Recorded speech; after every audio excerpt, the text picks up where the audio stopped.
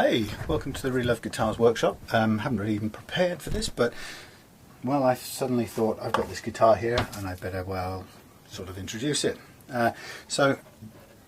This is a vintage SG, and I don't really quite even know what year it is, but I picked this up locally and I think it's, it's a good bog standard vintage SG guitar in pretty good condition. One or two little scratches on the back and hardly any on the front, lots of fingerprints, a bit dirty and so on. Could do with a very, very good clean up, which it's going to get. And these things, has it still got, sometimes these things come with their plastic still on. No, this is off.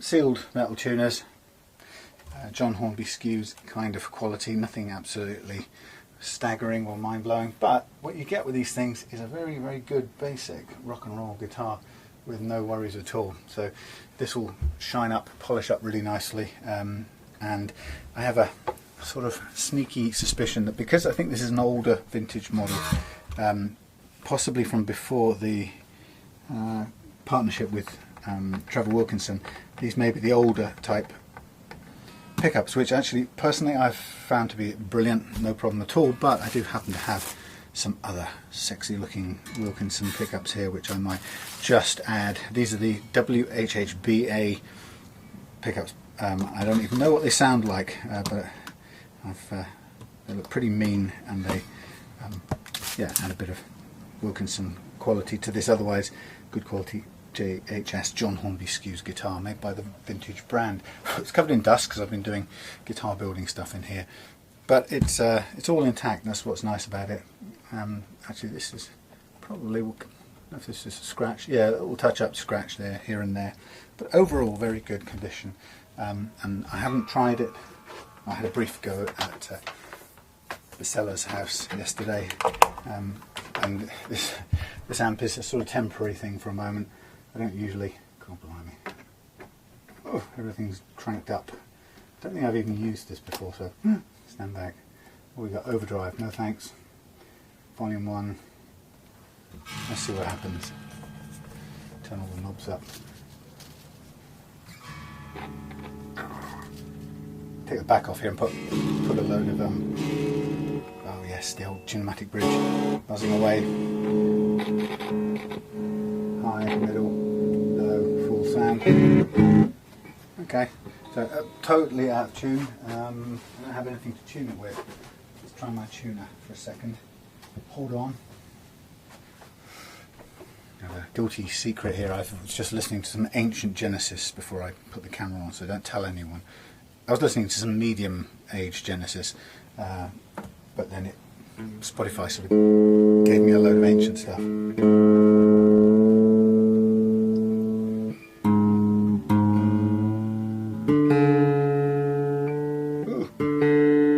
that was stuck somewhere.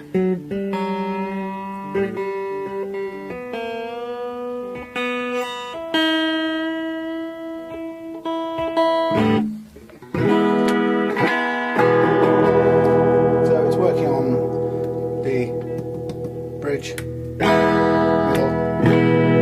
very, very big output jump on the neck pickup, and volume, treble and everything works. Buttons are a bit low, sitting a bit low to the deck, so they're not the easiest things to turn. Raise them up a little bit. Well, this guitar works. That's a good sign. I'm not going to attempt to play it at the moment. This, by the way, is called iStrobo Soft. It's really good for when you're playing out and about, or you're practicing or rehearsing or whatever. It can be a really good tuner. Actually, it's not so good when you're practicing. I'd say it's good at home. If you're just tuning up a guitar, you can do it. It's purely audio. No, what's the word? Acoustic, so it picks up through the microphone here.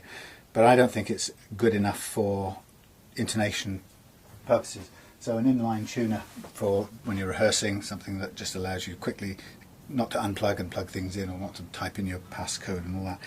But quite good for taking around with you. iStrobo Soft, it's called. This guitar, just a couple of observations. It's way high. It's about probably 2.5 millimeters.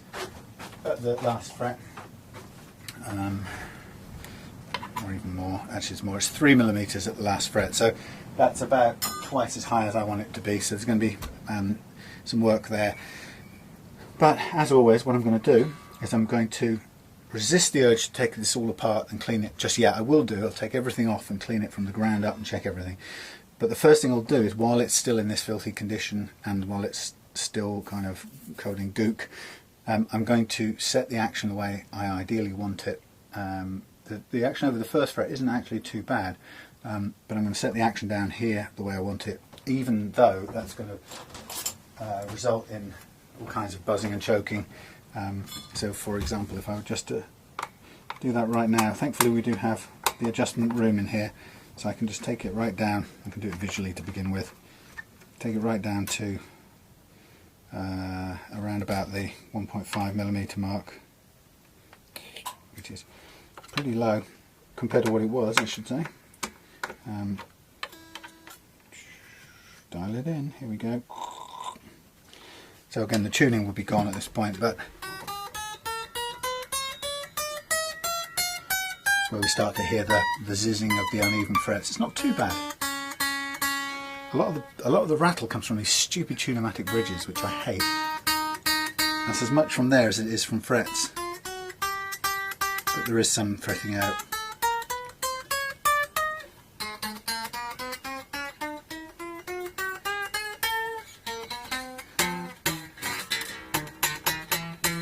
This is right, the pickups are way too high on here anyway, but so it's it goes down to the right sort of action. It's not bad, and it's not totally jammed up. In other words, it's not choking particularly on too many notes. So kind of a little bit better than I had expected, which isn't so bad. I'm going to just put these two on the exact same setting visually. Somebody's hacked away a bit at this one. But yeah, both on about exactly the same location there, and this one comes in at 1.4 or 1.5, and this one comes in at slightly over 1.6, which will be okay for working with. Right. Otherwise, everything about it's good, and with maybe some new pickups, we'll see. I've got a place where these could live right now. These could go into one of my Aristocat old classics, which I may leave in there for a period of time while I kind of evaluate whether it's the neck is working the way I want it to, because it had some problems, that one. So it's not a loss at all to take these out and replace them with the Wilkinson ones. So I'll probably do that without fail. But for now, I won't touch anything. I'll just get on with, well, the first thing I'll do, I should say, is proceed with the fret leveling part of it, because I want the guitar strung and tuned, and with all the three main things set the way I want them. That is the first fret action down here, the playing action down here, or off the bridge if you like, and then the amount of neck relief that I want from the guitar. And once I've got those three things, I'll then go into I'll tune it up, get the neck under the correct amount of tension, and then I'll do the fret leveling. Once I've done that and polished the frets and so on, I will take all the hardware off and give it all a good scrub up and clean, replace the pickups, and start putting it all back together again, and it will fall back into its setup mode, because having leveled the frets with the neck under playing conditions, once I return it to playing conditions, then that neck goes back to where it should be. Never had a problem with the necks on these. They're so forgiving, they're really easy to work with. They don't have, interestingly, what's beautiful about this actually, and I've never really looked at it that clearly, the way that the SG neck comes out of the body is that the neck only starts getting thicker at, let's see, 12, 14, 15, 16, 17th, maybe 18th, you'd say about here the neck starts getting thicker. And then even when it does get, this last little bit is a bit thicker, it's not locked into any huge body. It's not slammed up against any mahogany in the body. Whereas on the Les Paul, the neck starts getting thicker from here anyway, and then by the time it reaches here, it's slammed up against a whole wodge of mahogany. The thicker the better, as far as old vintage Gibson Les Pauls are concerned. So this thing is very, very responsive to the truss rod adjustment. So, and generally speaking, it just, the way that plays out is it's just so much easier to level, to set a great playing action, and I consistently can get a millimetre playing action down here on these guitars with good free ringing notes. The minute you switch over to a Les Paul copy or a Les Paul, you are struggling up at this end because of the stiffness of this part and the fact that in a sense it plateaus out into a rigid straight line from about here, and then kind of the relief picks up here. It's a ski slope of an operation. So just for the, I guess, just a personal opinion, it's not truth. My experience is that if you want a guitar with a neck that's forgiving and easy to adjust and to get right with fret leveling, this is a brilliant start point. The vintage, or even just any SG with most of the neck, in fact almost all of the neck out of the body. You'll find this is just, you won't necessarily notice it. You've still got to do all the hard work to level the frets and so on, but what you'll notice is that you can do it time and time again, and you just won't have any major problems with it.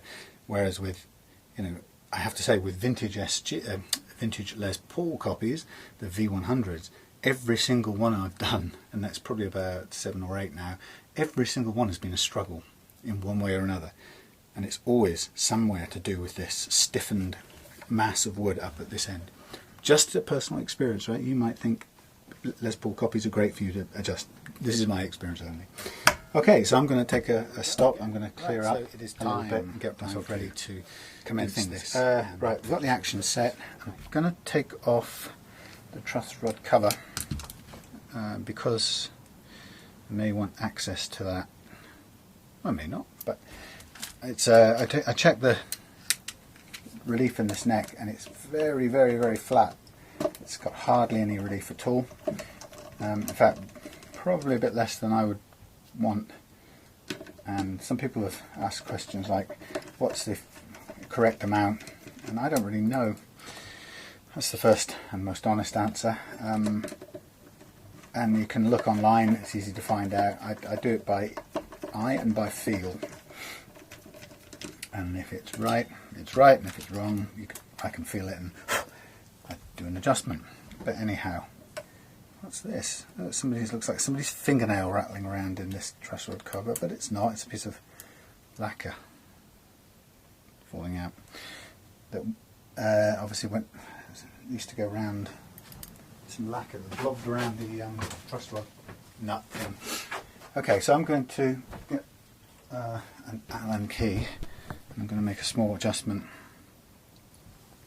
to this, if I got the right key, and I want to give it a little bit more relief than it's currently got. So I'm going to go counterclockwise with this, if this fits.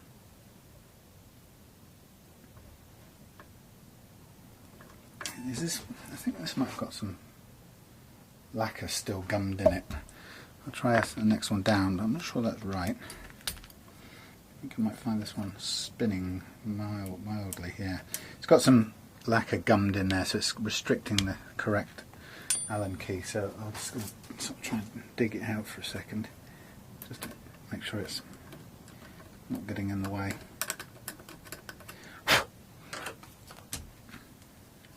So what did we say? Counterclockwise.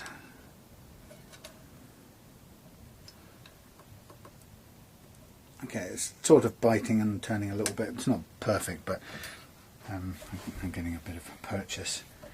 Okay, so a way of checking how much relief you've got is to it's gone. Putting a capo on the first fret or holding it down with your thumb and hold down the last fret, and you're looking at how much, is there any space between the string and the fret, and you can choose the 9th or 8th fret, whichever you're looking at. It doesn't really matter, they're very close to being the same, and I can see there's hardly any play at all in that, so I want a little bit more. I'm going to go counterclockwise if this thing bites far enough to actually turn it. I can see it turning, so it is doing the business. This should give me a little bit more each time. It may take a little while to catch back up. Had virtually none before, it does have a little bit now, and if you like to do it with your eyeballs, you can sort of whiz down there and see that there's relief in that neck. Okay, and does it play okay? Well, apart from being out of tune.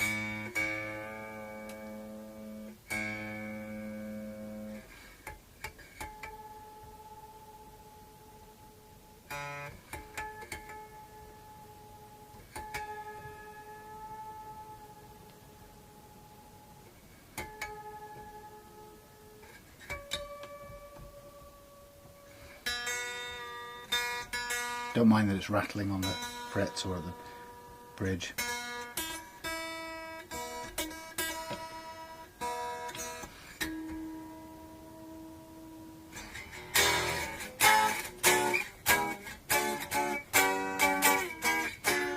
Okay, that's playing, and it's got some little bit more relief than it had. That will do me. Now the next part of the decision making process is we've got the action at the bridge, we've got the neck relief we want. Now it comes to checking the action over the first fret, and the way I do this is I work outwards. So I'm going to drop off the bottom two strings, the A and the E, and I'm going to commence with the D string. And I'm choosing a 0.3. I like to use about 0.3. There's lots of people's views on this, and you can go with whoever's view makes sense to you. And that's what I will always advise. Don't take anyone's word. Just go have a look around, see different opinions, and go with whatever you think makes most sense. And in a way, that's all I do, and that's why I don't follow a particular convention. I found my thingy. I don't like this one. I just use it for this purpose. I hate using this one to play with because it's got one single grip and that's it. Depending if your neck's wider, it puts too much tension on and it puts your strings out of tune. You need an adjustable one, like a shub, I think it's called. Anyway, if you kind of wonder, if you worry about what heights you should have at your first fret, the rule of thumb is just this: that the lower it is, without touching the fret, the easier it will feel to play and the less prone to intonation problems when you play. The higher it is, the harder it will be to fret notes and chords down here, and the more out of tune notes are likely to be, the more sharp they're likely to be as you squeeze frets, because you're pressing really hard on the string to get it to reach the fret. Now of course it isn't the case that it's always like that. It's the higher the more, right? So it's a relative thing. So if you have it a millimetre high, you will get intonation problems when you squeeze these notes. If you have it too low, you will it'll fret out on the first fret. My experience has shown that a great easy low playing action of about 0.3 really works for me. It depends of course on the overall action of the guitar and the amount of relief in your neck, but all things being equal, when I set up a guitar like this, it's probably going to have about 1.5 millimeters at the final fret for my liking. It's going to have a little tiny bit of relief in the neck, however many thousandths of an inch, I don't care. But those things being kind of consistent action that I like to go for, then what I work to is about 0.3 over the first fret of a millimeter. Actually, it can go down to as low as 0.1, and how do you know this? Well, if you stick a capo on and you play, say you put a capo on there and you play your guitar, try and measure the gap on the new first fret. This becomes a 0 fret here, right? That's what the capo does. It makes this your nut, or a 0 fret. That's your nut, that's a 0 fret. Your new action, I can see from here, over the first fret is microscopic. It is about 1.1 of a millimeter, tenth of a millimeter. I'm suggesting we go to 0.3. Okay, so the point being is, if you don't believe it can play with 0.1, stick a capo on and see how nice it feels to play. That's why it feels so easy to play with a capo on. It's because it's, from most guitars, it's putting the first fret or the new first fret action down what it should be. So this is what I like to do. So starting with, I'm going conservative. 0.3 is obviously 3 times as much as 0.1. If I wanted to be really risque, I might even go as far as 0.2. But I go as 0.3 and it gives me a safe kind of middle, a safe ground.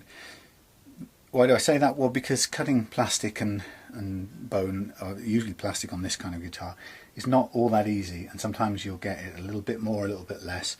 So I'm sticking a 0.3 under here, and you can hear the string is playing, so therefore it's still got a little bit of clearance. Now I get my Japanese nut files, and I'm going to put them in order, and I'm using a 10 set, and I always use a 10 set, strangely, and the reason I do is because you can buy a completely different set, but my experience is most of the guitars I set up, I will always probably put, unless it's requested, in which case I'll do something very different, but I'll almost always put a 9s or a 10s on. So I always work with a 10. If you asked me to put 13s or something on, then I would cut those slots wider. I'd probably still use this set, but I'd use them out of sequence and make sure each each slot was wide enough for the strings you're putting on.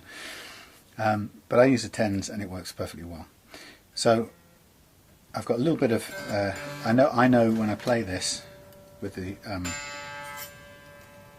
feeler gauge under there, I can see and I can hear it's ringing clean, so it's got space, and I can see it pressed down and it's got space, but it's very what's the word, small amount, microscopic amount. So what I'm going to do is I'm just going to lift this out of its slot, and I'm going to get my 26 or 0.026, and I'm just going to just slightly not loosen it exactly, but I'm just going to run it through the slot to get these two diameters or gauges working together. Drop that back in, check again. Okay, now this next pass I'm going to do a little cut, and I cut slightly downwards, right, at an angle. How much? I don't know. Just put it level, tilt it back, and make your slight cut. And less rather than more. Still playing free, and another couple of passes. Okay, less rather than more. 1, 2, 3, stop. It'll get there. See, it's starting to choke it off now. I'm about one pass from stopping at exactly 0.3. Okay. It's still playing. I'll keep going until it just starts to zing. Okay, and I know it's time to stop. But you could be very patient. That's good enough for me. That's close to 0.3. Very, very close. So put that one away. Work the next one into its slot. Tune the previous one back up to the others. Roughly, it doesn't have to be exact. Tune up the one we're going to do now to near the other one. Not exact, because you need to be able to move it around. And then we measure this one. Same thing, very close, but a little bit of play in there. So we get the next one down and we angle it, a couple of passes, try it again. Still playing cleanly. If you want to, you can also use the sort of shadows that you can see as a very good visual guide. Our eyes are extremely accurate, and they tell us when we're reaching the when the things are the same gap. So that one is now the same. Let me just check the first one a minute. There's a bit more room on the first one than I thought. Let me go back to that one. Lift it out, step back one. I think I wimped out. Hang on, let's go underneath this. Yeah, see, still some play. But you know what, it's close enough. So check again the A. Just buzzing, that's great, we'll stop there. And now we lift up the final one, the E, the low E. Now once we've got these three done, that's fine, we'll move on to the top three. So bring this up close as we can get it and still be able to pull it out of the slot. Okay. So before I do anything, I want to check it. Quite a bit of space on this. Again, align the. Just check that I'll get the slot kind of consistent with the file. Don't assume that they're even the same gauge exactly. They're usually bigger, slightly bigger than the file that I use, but sometimes they may not be, or they may have some gunk in there that's restricting it. So I can still see the gap pressed down is quite a lot, but I don't want to overdo it. Overdoing it means you have to fill the nut with some super glue and either black powder, which could be ground up graphite nut dust, or fill it with white bone dust, or any or it could be bicarbonate of soda even. But you don't really want to do that, so you want to stop. I always want to be stopping before, not overrunning. If you absolutely good for me. I like the way it sits. If you totally screw it and overrun it, then you can replace the nut. And if it's a plastic nut like this is, then you're only really upgrading it anyway by replacing the nut. You're not doing any harm, and you know, you're learning what you're doing as you go.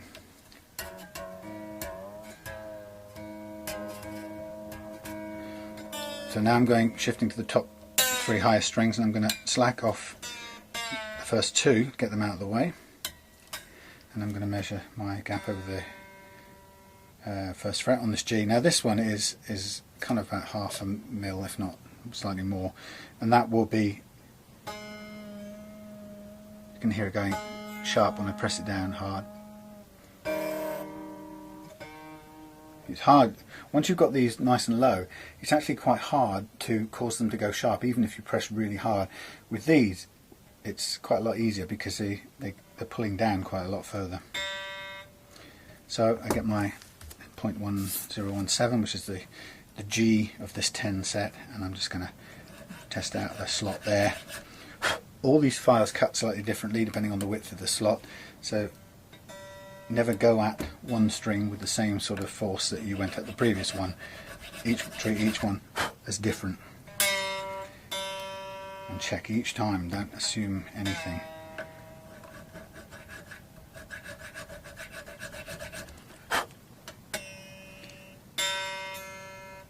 Nearly there, or getting there. This particular action, for me, this was one of the greatest surprises and joys actually of learning a bit about this, and I learned out of necessity because I had a guitar that just wouldn't stay. It felt like I couldn't keep it in tune. In fact, it wasn't a tuning problem at all. It was the intonation caused by the height of the string over the first fret. And nobody seemed to be able to tell me that, or no professionals even seemed to be able to solve it, which I thought was quite amazing. So I figured it out myself eventually and put it right. There we are. Just at the level. Put it right myself, and it is the most wonderful thing to realise how much a difference to the way a guitar plays this particular activity makes. I'm not going to go full tightness because I still want to be able to lift it out. I'm using fingernails to hoik it up and out. But yeah, the amount of difference this makes is profound. It's the biggest difference of all. This guitar, if you just gave me your guitar and I just did this on it, you would feel I'd done a million other things. It completely transforms the way it feels and plays. I might not be able to lower the action without taking care of the underlying uneven frets, which is what I do the fret leveling for, but I could certainly lighten the feel of the guitar at this end very simply to the point where you would go away thinking I'd done a lot more work on it than I had. So this is a profound improvement to the guitar for the amount of work you're actually doing to it. All it takes is a little bit of investment in these files, and in fact, if you didn't have them, you can do this job remarkably well with a little diamond file like this. I could have whizzed across all these 3 with this one file, sorry, all these 6 strings with this one file, and I could have given you a perfect first fret height. You would have seen lots of V shapes here, but if you didn't care about that, I would have given you a perfect playability. And what I'm saying is, at home you could get perfect first fret action just by using one of these, and it would work for each of these. You wouldn't need different grades of file. It's a bit of a myth really, but you would end up with slightly V-shaped notches, but they would all sit perfectly and it would play superbly. So don't be fooled. You don't have to have all this expensive stuff. You can do it with I think this set cost me £6 for all 10 or 12 pieces diamond coated, and this one alone will do all of those 1,000 times over. So, you know, the thing is, there would be lots of people who get really uptight about that and sort of slag me off saying you can't do it like that, that's not the right way to do it, and a V-shaped slot will ruin something or other, or your intonation something, or your resonance, or your sustain, or blarney, blarney, blarney. And in reality, I've tested it both ways and it doesn't make any difference at all. It just is The only thing that changes is the way it looks, and even that's minor, relatively minor. But you know, we all get attached to, I don't know, a way of doing things that we either learned or we heard people talk about, and we kind of often accept it as chapter and verse on the way something has to be done, and never challenge it. And you know, I'm telling you, you can get great results from that little diamond jeweler's file. I'm not going to take a guitar and do that 2-1, because the truth is, because everyone has that viewpoint, or so many people have that viewpoint, it will adversely affect my chances of selling a guitar if I do it like that, sadly, even though I know there's absolutely no mechanical downside to it. So I'm not going to go and just do it on a guitar just to prove the point, if that's going to reduce the likelihood of me selling that guitar. I don't care about making the point enough to go and do that. But you know, I recommend it if you have a guitar and you want to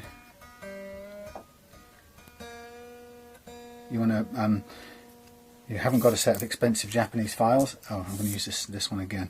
You haven't got an expensive set of files. Take this very sharp-edged triangular thing and just do exactly that with it. Put one of the triangular sharp edges down. Keep going until you've got the exact height for each string. Using you need a feeler gauge that you might have in your toolkit already. You need this file, and you need an idea, confidence to head for 0.3. All these other things being equal, and you will get the same result, and your guitar will play beautifully. So this one is sitting at, well, it's more than 0.3, so I've got a little work to do on there. So I'm going to just finish. I'm using the same slot as I did before. I keep doing this because it doesn't need to be exactly 0.9. If I'm going to replace it with 0.9, this slot doesn't have to be exactly 0.009. When you think about it, most guitars come from the manufacturer grooved to take, I guess, the largest possible strings that people might put on them. So they never cut down to the finest, tiniest amount. So you don't need to do that. And to be honest, the finer files in this set are just so skinny that they tend to bind in the slot, and actually they end up causing the string to bind. So I'd rather be a fraction oversized than to be running the risk of the string kind of sticking in that slot. So I'm very nearly there with this E string, and I'm taking it very carefully because I think we're nearly there. Still ringing. We're taking it very carefully at this stage because, as the, I don't know, whoever it is, RAC or somebody always say, or the police always say, the majority of road traffic accidents happen within a few hundred yards of home. Statistically, apparently. Well, they did. And the point that they always like to make there is that as you come close to home, your tension wanes, and you sort of you tend to go into a kind of autopilot. Right, I'm happy with that. And so with your kind of critical faculties slightly switching off because you think you're so close to home, you're liable to get into trouble. Okay, so I can see right now that I've taken this guitar and it's out of tune, but the action down here is just beautiful.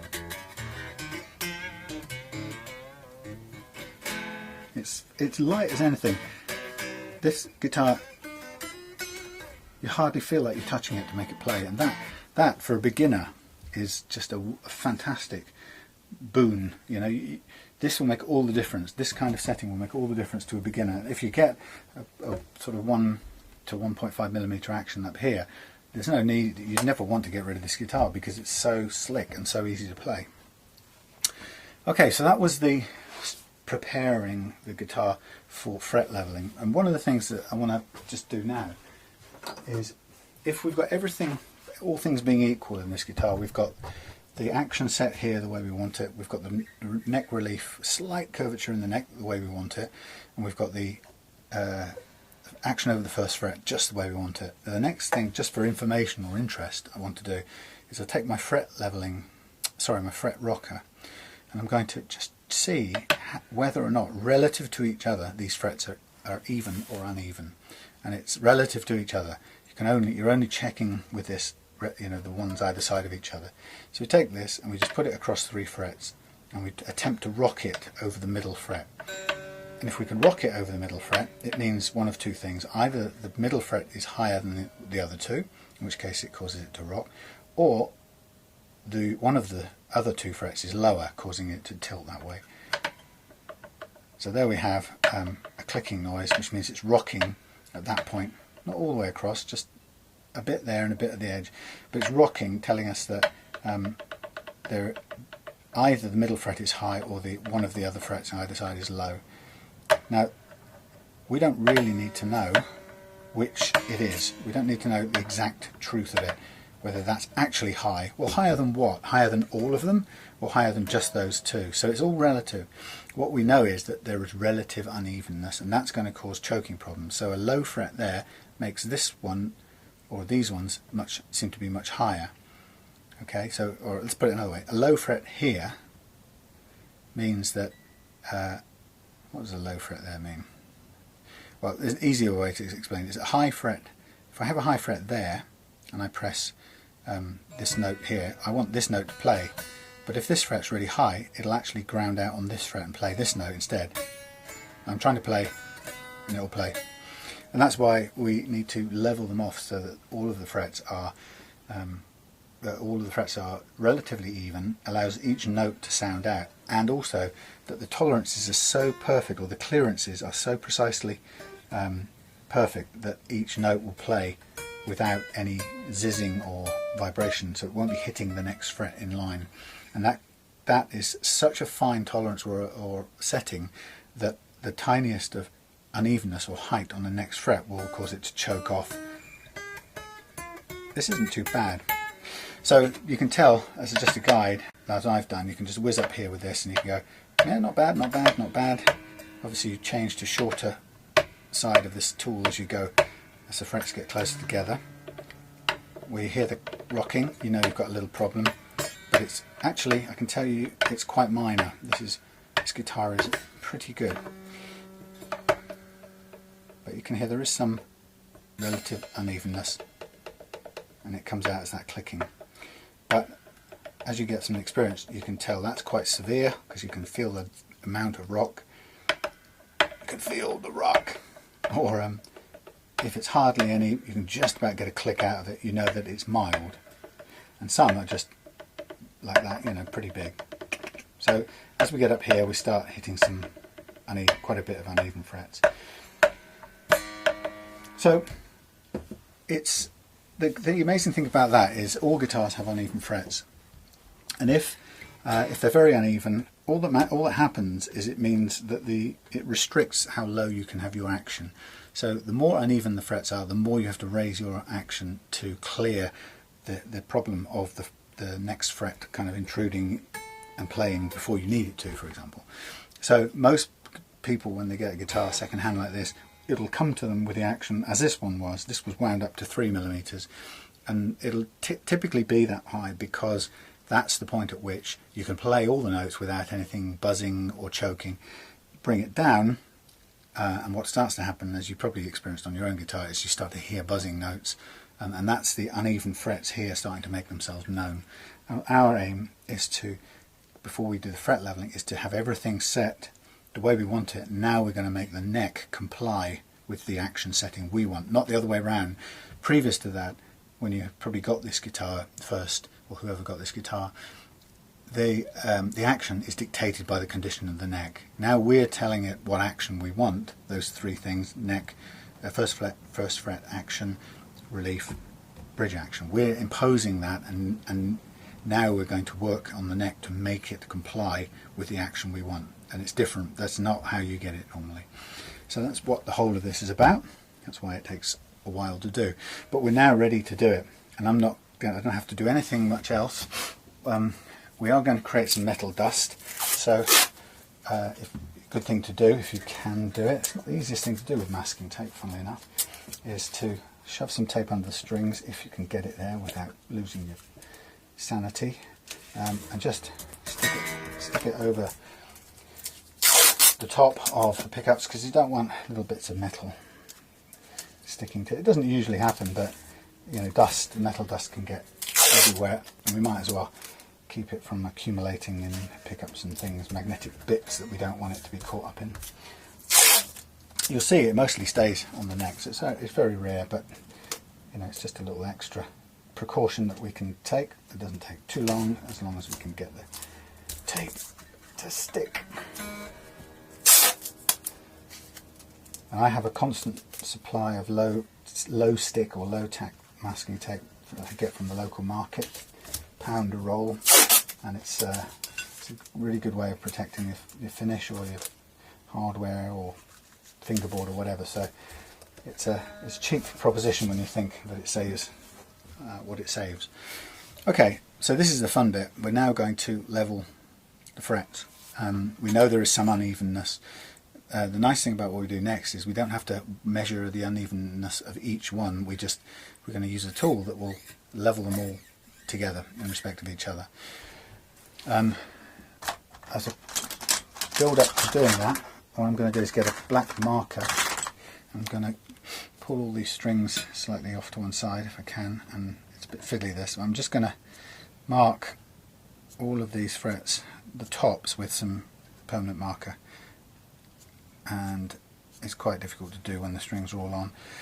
The reason we can't do it with them off is because it'd be so much easier to take the strings off and do the mark the frets, but it's really important that the strings are on for this next part of the fret leveling, so I'm afraid this is the way it has to be. Okay, and hard to move side to side, these ones down here, so I'm going to just try and sort of catch up, and then we'll shift the other strings.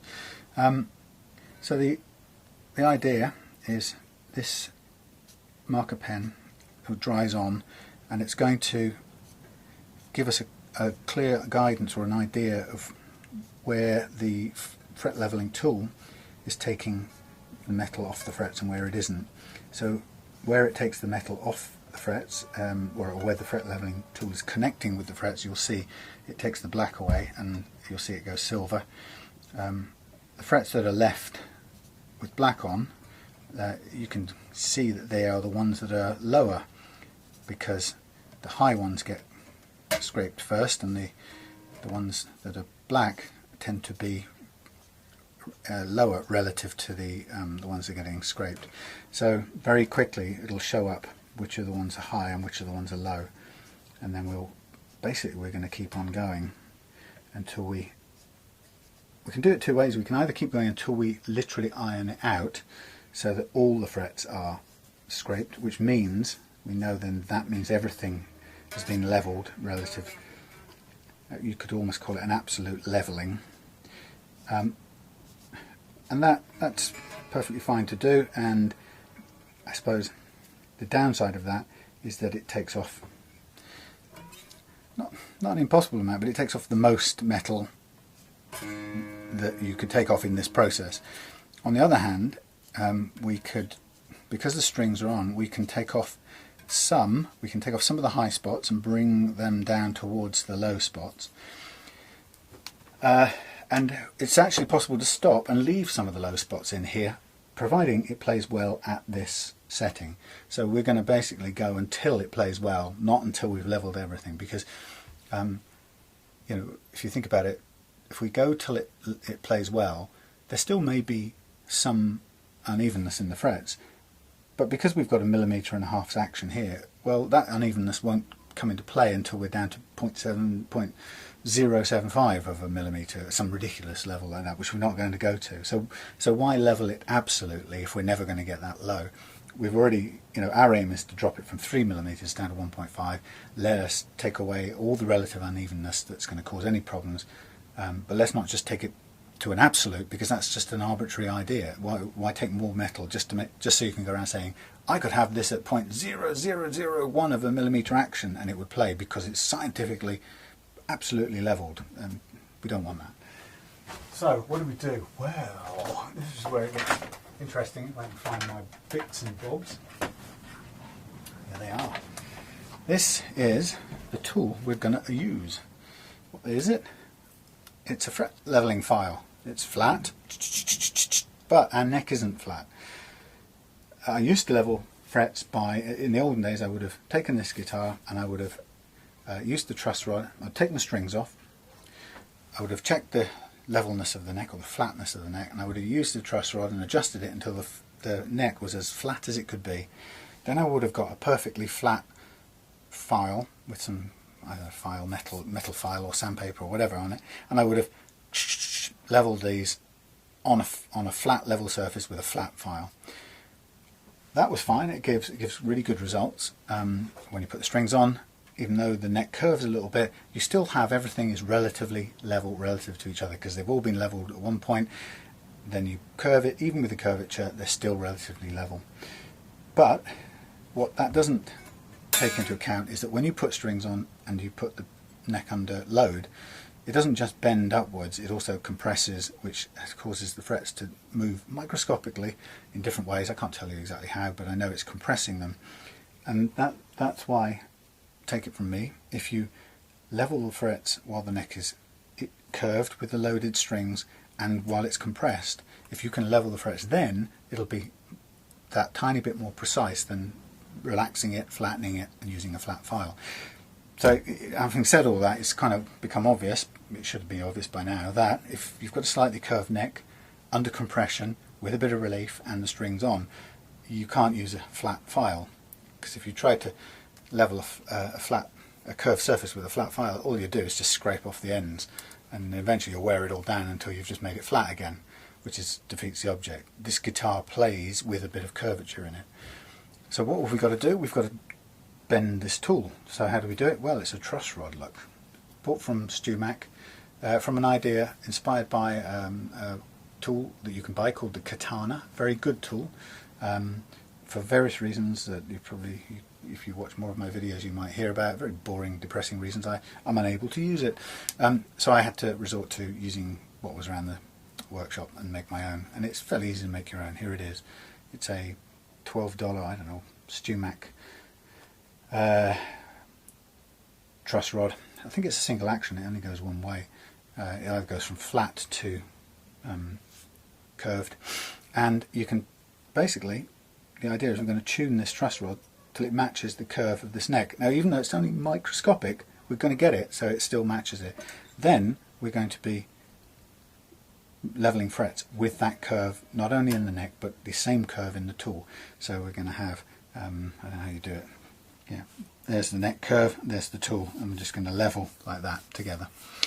And that gives you a really precise relative leveling. Then you take it all apart, take strings off, polish up the frets, reshape them to the nice, get rid of the scratches, clean up all the components, take them off, check them, put it all back together again, change the pickups out, put it all back together again, put the strings back on, retension them up, and you will bring everything back to where it was when you leveled it, which is including the compression and the curvature.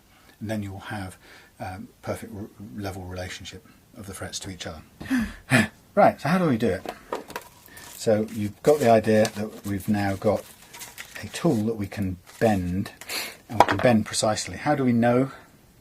We use a little feet, and these are little brass nuts from something or other. This is quite a short truss rod, so I'm going to have to spread my 3 little nuts, excuse the expression. I'm trying to put them equidistantly along the neck to map the neck. Bizarrely, 3 points can map a curve. 2 points can't. If you put the truss rod across these 2 points, they both hit, and you go, there they are. It's not mapping the curve. If we want to map a curve, we have to have a 3rd point, which is why this works so well. There's my 3rd point. And now what I do is I put this down on one end, down on the other, and if I move, you won't be able to see this very well, but if I move either side, I'm using this as the anchor point. All that's happening is I can feel it hitting here, it's missing there, and when I move it side to side, it's just moving that one. It's clearing this. So I can tell you there's a gap between the bottom of this truss rod and the top of that, which means the truss rod isn't curved enough. When I adjust it, what happens is, if I've got the right tool, no, it's the other one, is it? when I adjust it, what we get is I start to deform it, curve it a little bit. I put it back down on, first one end, then the other. Now it's already hitting the middle one straight away. So I've already now curved it. The question for me is, where's it hitting first? And this is where you have to have good judgment. I think it's currently hitting the middle just slightly more. So I'm going to back off, release it a tiny fraction. This is very accurate, this one. It's very stiff and it responds to microscopic movements. Now I feel like it's put the point of contact has gone back to this end, although it's still moving the middle one. So I'm shifting which hits first. Tells me, I'm using this one as the anchor point, tells me have I got the curve, and I could probably go a minuscule fraction the other way, and this is where you have to have the experience of using it a little bit. But you'll know if you've gone too far, it'll hit the middle one first, and you'll hear the bar bend and touch the other one. It'll go dum dum. It just feels like a double impact. This is still feeling like it's hitting on the right hand side one first. So I'll just take another tiny adjustment. It's so slight. Now it's about equal, and it's moving both of them. So I'm going to stop there because that will be enough for now. So what have we achieved?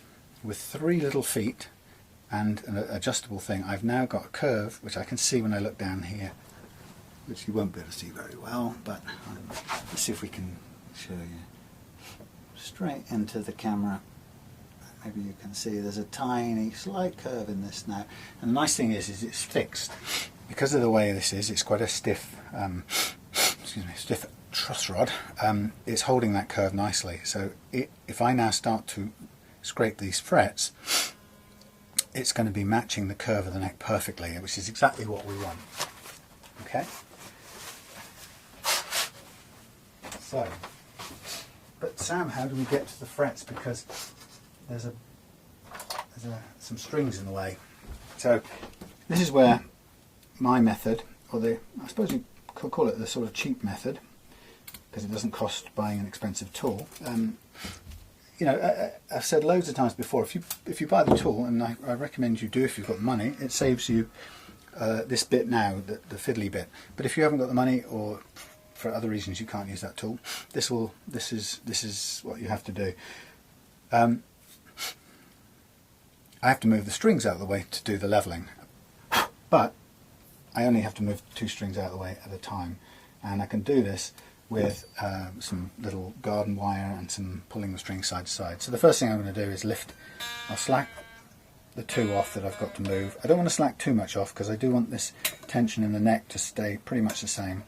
So I've pulled one off the side and moved one to the side, and that's great. And all I need to do is to move this one, the toppy, out of the way slightly, and I can lift it off the that's easy enough actually. I just lifted it off its thingy down here.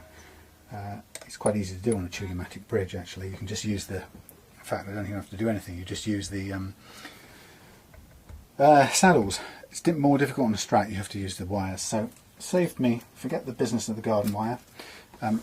Right now I've used the bridge saddles, and what I've done is I've cleared the way, and I know that if you remember when I measured the curve, I put the little feet here on this edge of the fingerboard. So I measured the curve on this edge. Often the curve changes over the radius, so in the middle it might be slightly different, and over this edge it might be slightly different. So I'm going to check this in 3 different places. So I'm going to level the first strip with the curve that I've dialed into this right now, and then when I come to do the next one I'll probably recheck it just to make sure. If it's the same, I'll just carry on. So check, strings out of the way, guitar neck supported so it's kind of equally balanced, there's no real gravity pulling it in either direction. Strings out of the way, curve matching the curve in the neck. Now here's the scary bit. You place your truss rod with the curve on the frets, and you just go up and down if you like, where the E string and the B string sit. And you will hear some sort of slightly clacking noises because you can remember this truss rod is shorter than the neck, so it's hitting on both ends. Where you pull it over a fret, it's clunking back into the fret, but that's not so much a problem. What I'm not doing is pressing down with it. I'm just letting gravity and the abrasiveness. I'm using 220 grit paper, self-adhesive paper, and I'm just going backwards and forwards using gravity, and I'm letting gravity do what it can. And take it off. Now, I wish you could see, I wish I had to zoom in, because this is where it's really interesting. But let's see if you can get as close as I can without going out of focus. So what it shows me, some things I can diagnose straight away. It shows me it's cutting the metal a bit here, a little bit there, tiny bit there, none, none, none, none, none, none, some, tiny bit, some, none, none, none, none, none, none. So it's hitting more or less here and there. And that tells me a couple of things. First of all, it shows me the frets that are low. It also shows me the ones that are high. So these here are high and they're cutting straight away. I'd say particularly these 4 are clearly high, and it's taking those down. The ones that are still black are below that level, so it hasn't touched them. And the fact that it's cutting most of the way along, including in the middle, tells me I've got the curve right. If it was only cutting at the ends, I'd probably suspect the truss rod I was using, the curve was too flat. But because it's also cutting the middle, I'm confident that it's correct. So what I can do is I'll just carry on with this. I'm just supporting it with my other hand so it stays kind of roughly on track. And I might as well cover the whole of the area that's exposed where the strings are pulled off to one side. So while they're out of the way, I want to just get across all of those strings and just keep gently going. And what will happen is this will eventually bring all these frets down, take all the high stuff, pull down the highest frets, and it will leave us with a set of frets which, if not exactly level, are much closer to being level than before, and will allow us to achieve the playing action that we want without any buzzing and choking of notes, which is the killer. Okay, so I can see very clearly that this is the high one, and this one as well. There's a couple of really high ones and a few others in between. So there's a cluster of high ones around here, and when I did the fret checking or the level checking with that this thing here, it started to get clicky all around here. So it's just telling me what I expected. There's a cluster of high frets that need to come down relative to the rest. But like I said, we don't have to keep going just until we've got absolute whiteout and we've ut everything scratched and hit with the sandpaper. We can put the strings back in, and these are going to get thrown away, so don't worry about these strings. Put these strings back in, tune it up roughly.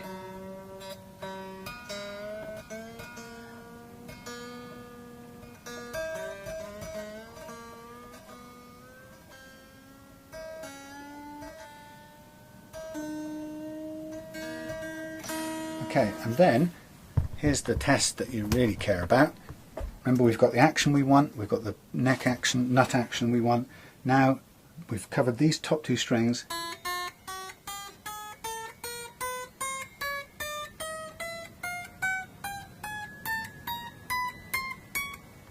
Well, that's the last one, it doesn't ring. So that, to me, on an action as low as 1.5, which is pretty low, that's a nice clean set of notes. The only downside is because we've ground some of the frets down, it's a bit scratchy, but we'll take care of that in the next section.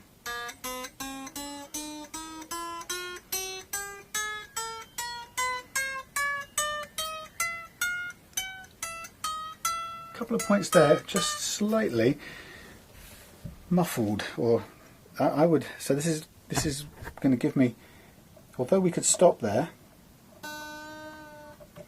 We could stop there. I'm going to just move it a little bit, a tiny bit more, and then we'll call it quits, because we're almost there. So it's really encouraging.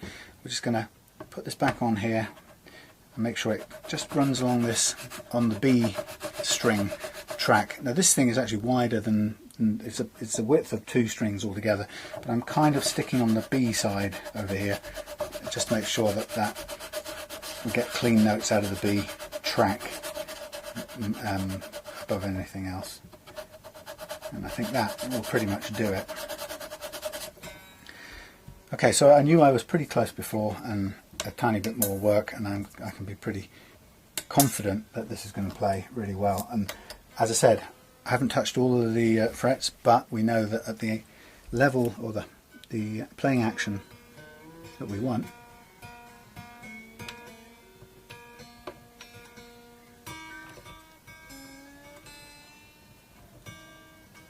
I wouldn't be surprised if these break, but these are old strings and I'm starting to move them around a lot, but that's okay, they're meant to be throwaway. So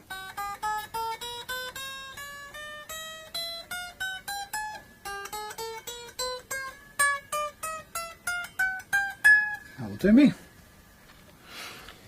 So next we're going to go on to the G. Actually, what I'm going to do is, before I do anything, I'm going to put this in the middle and measure the curve there, because remember it can change across the whole neck, and I need these to be equidistant. I'm quite good at doing this by eye, but I can just do a thumb check. There you go, they are now equidistant. Yeah. So with same check, is it touching all three? It is. Is it touching the middle one first, or equal, or second? And I think it's probably a little, you could put a tiny bit more curve in, see what happens. Only fractional. I can hear it hitting the middle comfortably. A bit more than it was, so I'm going to leave it at that. Okay, so slacking off just enough to move the string. I don't want to alleviate any more pressure on the neck than I have to. I want to keep the pressure similar, and then pull these out of the way. So there you go, we've cleared a path now for our next tranche, as they say in France or somewhere. Okay, so here we go. And again, we'll see straight away the high ones. They'll be the ones that start to cut up first, if you like, with the sandpaper. And it's the same ones as before. It's no surprise that's the case. We'd expect that to be the case.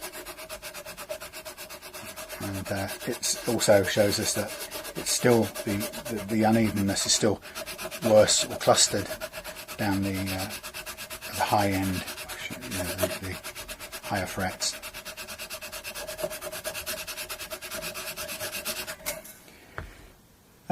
Yeah, again, visually it hasn't touched all of them, but we don't have to go to the extremes. We just have to go until it plays the way we want it to play for the chosen action, which, you know, as I've said a few times, is going to be way better than it was. So again, tune up roughly, and then we check those strings.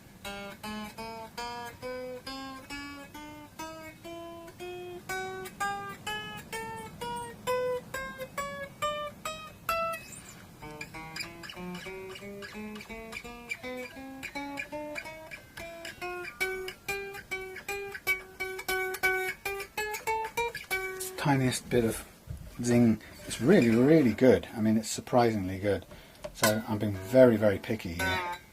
This is a kind of precision that I wouldn't even feel bad leaving it at that. But since we're here, and since it's easy enough with this particular guitar to move the strings around, why not take care of this last little bit? We've got the time, we've got the tool. Everything's in the right place to do it. Let's just take that last little bit of unevenness that we found right up here and get rid of it.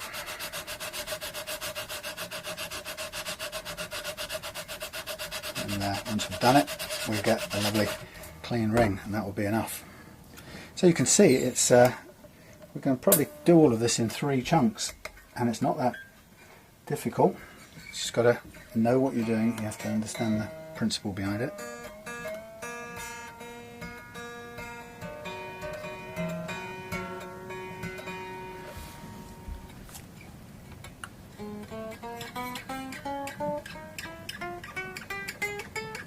There you go, clean.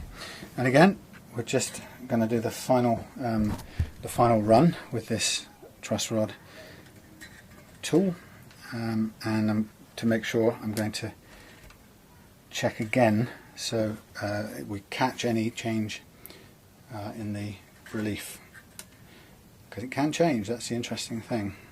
Okay, there we are, equidistant. Check it.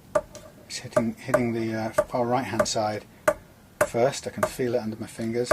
It's really funny how we know this, but trust your fingers. So I could even just put an additional little turn into there and balance it up. In fact, that is just too much. So it's starting to just skid over the top of that third one. So I've just overcooked it, and I don't want to have it over bent, because what will happen is it will just take a load off the middle, and you'll see these ones here getting cut up first. So I need to be diligent and make sure it hits all of them equally. There it does.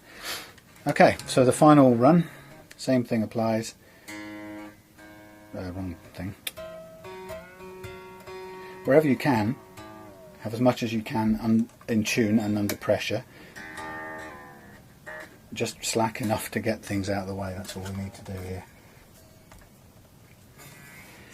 Okay, final run. In the A and E slot. Oh, slot's not the right word. In the A and E superhighway. Here we go. Just keeping this in place, not really pushing down, hardly anyway, mostly gravity. And pretty much the same thing's happening. We're seeing the frets we'd expect to cut up first are cutting up, because we know that by and large they're being the high ones all the way across. But it isn't always the case. Sometimes the unevenness peters out by one end, the other end of it. But this is fairly consistent all the way across. The ones we expect to see as cutting are. But don't be surprised if another one that's been stayed black all the way across suddenly picks up a shiny edge over here, because it just means that edge is sticking up relative to the others. It's quite common. So there we are. This is the low-tech, well, precision fret leveling, but it's the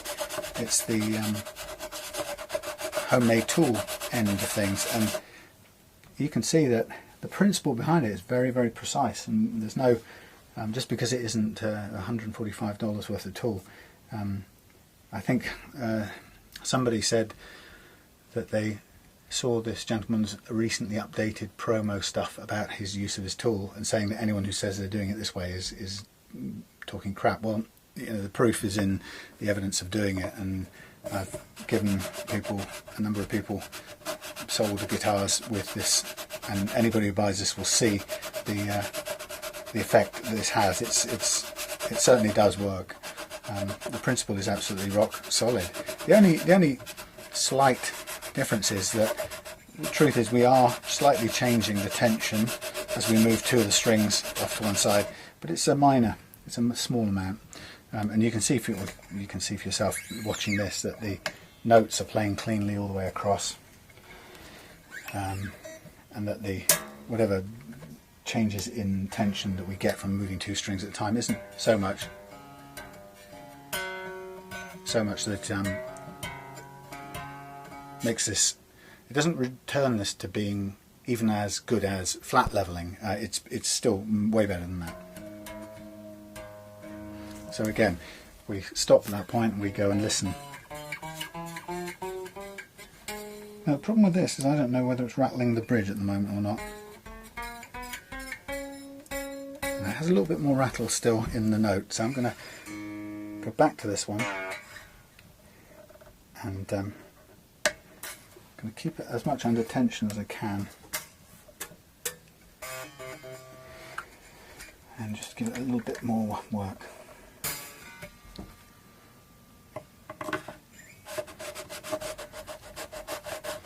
The only thing that limits what you do here really is the amount of metal that are in the frets. But it doesn't matter which tool you're using, that's always a constraint.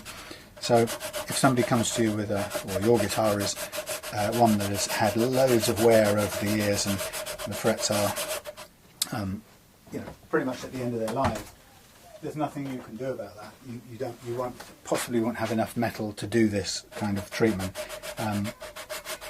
but most guitars you'll be able to do this, particularly if you use this approach where you try not to take off any more than you absolutely need to get the level that will allow your strings to play really clean notes. Okay, but occasionally you'll get a guitar, or I get a guitar, where it's beyond, there's not enough material, and what happens then is if you do the fret leveling, afterwards your frets are so low that you start getting that other problem where you feel more wood than strings under your fingers, and that isn't a pleasant playing experience.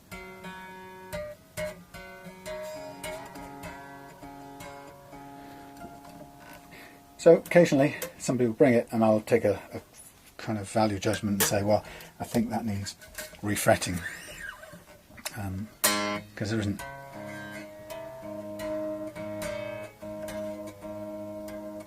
anything you can do to level the frets and reduce the action.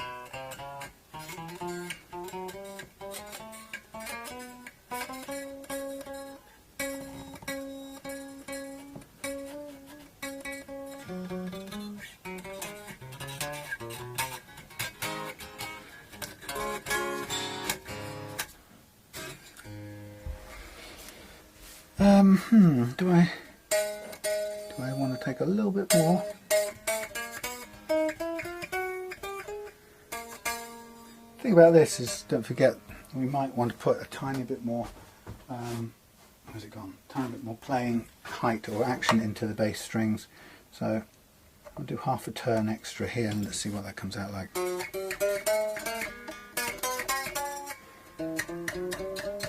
That one's good. So I'm going to take a little bit more, do this again, and just, in fact what I'm going to do is I'm going to go between the D and the A on this one. I've done it in pairs up till now, but I'm going to step out of sequence and just go back one stage and just go in between, because I think it's the D that's the one that needs a tiny bit more. The E is cleaner, the D is the one that's struggling. So I'm just concentrating on the D by moving, but up till then I was just doing it in pairs, and that seemed to be pretty good. I'm just focusing on the D track now. There we go. I'll stop there, put it back on. So we're nearly done, and then the next part of the process is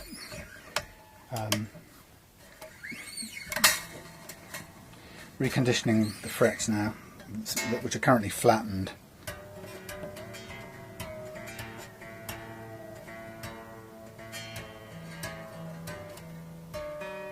Oh.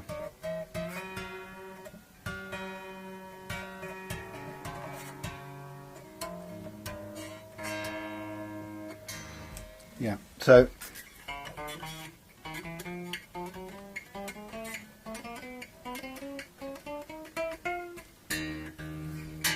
let's take that tiny bit out again.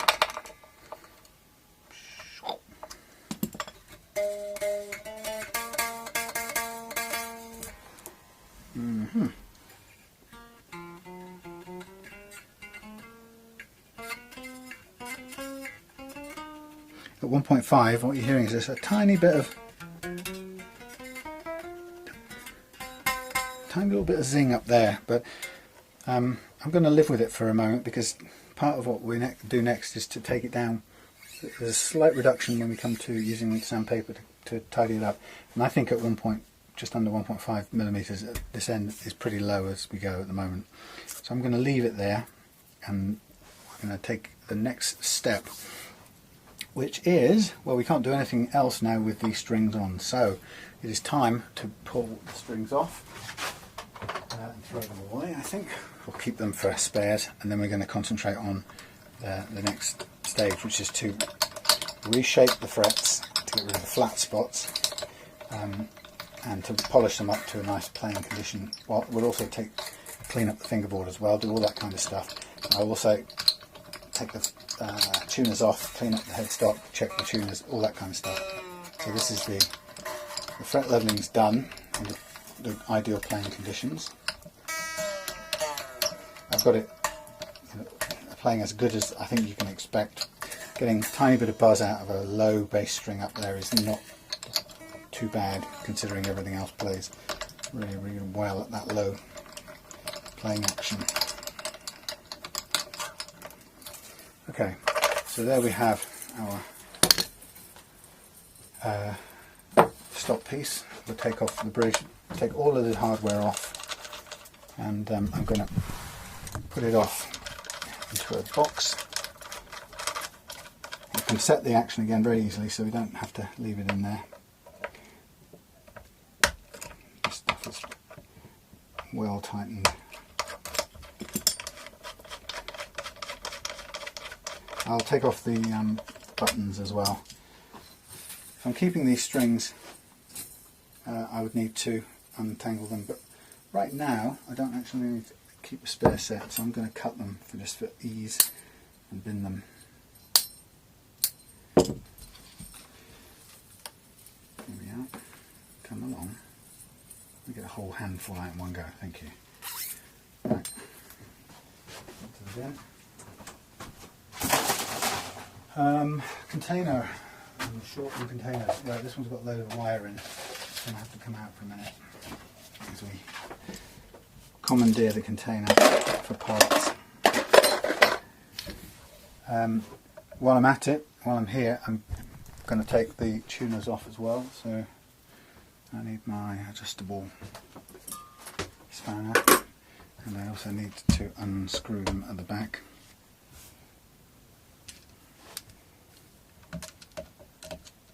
I'll give them a check over there. A couple of them seem a bit spinny to my liking. I'm going to take the covers off as well, the electrics covers, so everything off, so I can give the whole body a clean up without any hardware in the way, and obviously check it all as we go. And so everything will be coming back together again, nicely cleaned up. And with the covers off as well, then I can also go straight into replacing the pickups, changing them out. And I'm going to keep the ones I take out and put them, for the time being, in one of my Aristocat old classics.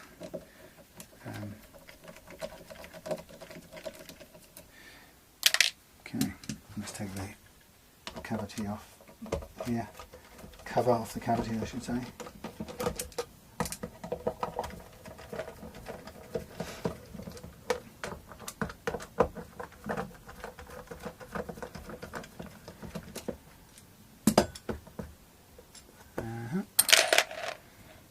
Blade. There we go. Yeah, all bog standard, nothing complicated in there. Spin it over. I'll even take the strap buttons off, because it doesn't hurt not to have them in the way when we come to polishing it. Because I'll give it a whole. This kind of black body deserves a whole once over with the scratch remover stuff.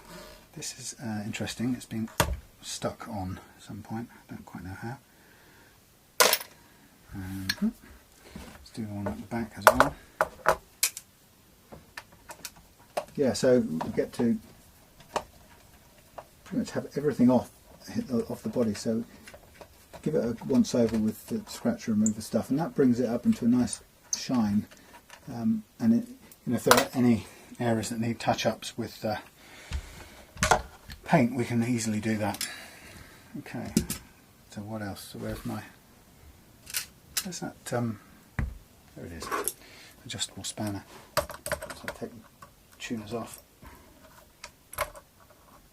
Probably haven't been off since the beginning. This is being a pre-Trevor Wilkinson vintage. Honestly, I've not found a difference in quality once they're set up well. But people have a view, obviously, that the Wilkinson ones are better. I like the sound of both of them and the play of both of them. There's nothing different in the mechanics of how they play. I've had, as I say, probably 6 or 7 of both, or each, 3 or 4 of each kind. And providing you do the fretwork on them, they're great. But, you know, there's no point even having the later one with uneven frets and high action, because it just doesn't play like an SG should, which is a kind of fast rock and roll guitar. Okay, so I'm gonna not take that off, that doesn't do anything. I'm just gonna use my two-handed claw method. The different ways people recommend. Who was it showing the other day? Scott Grove, showing a way of putting cloth under here and using cloth to twist out and pull up the knobs. But I can do it with two hands, grasping it like you are some sort of players. You can't do it one-handed, but you can do it with two hands if you set your mind to it. But you've got to really believe you can do it. Voila. So there we have all of these off, and you can see they've been cutting into the paintwork because they sit a bit too far down, so they could either probably even do with a washer on top of there to just stop them sitting so far down. This stuff doesn't do anything, there's no point taking that off.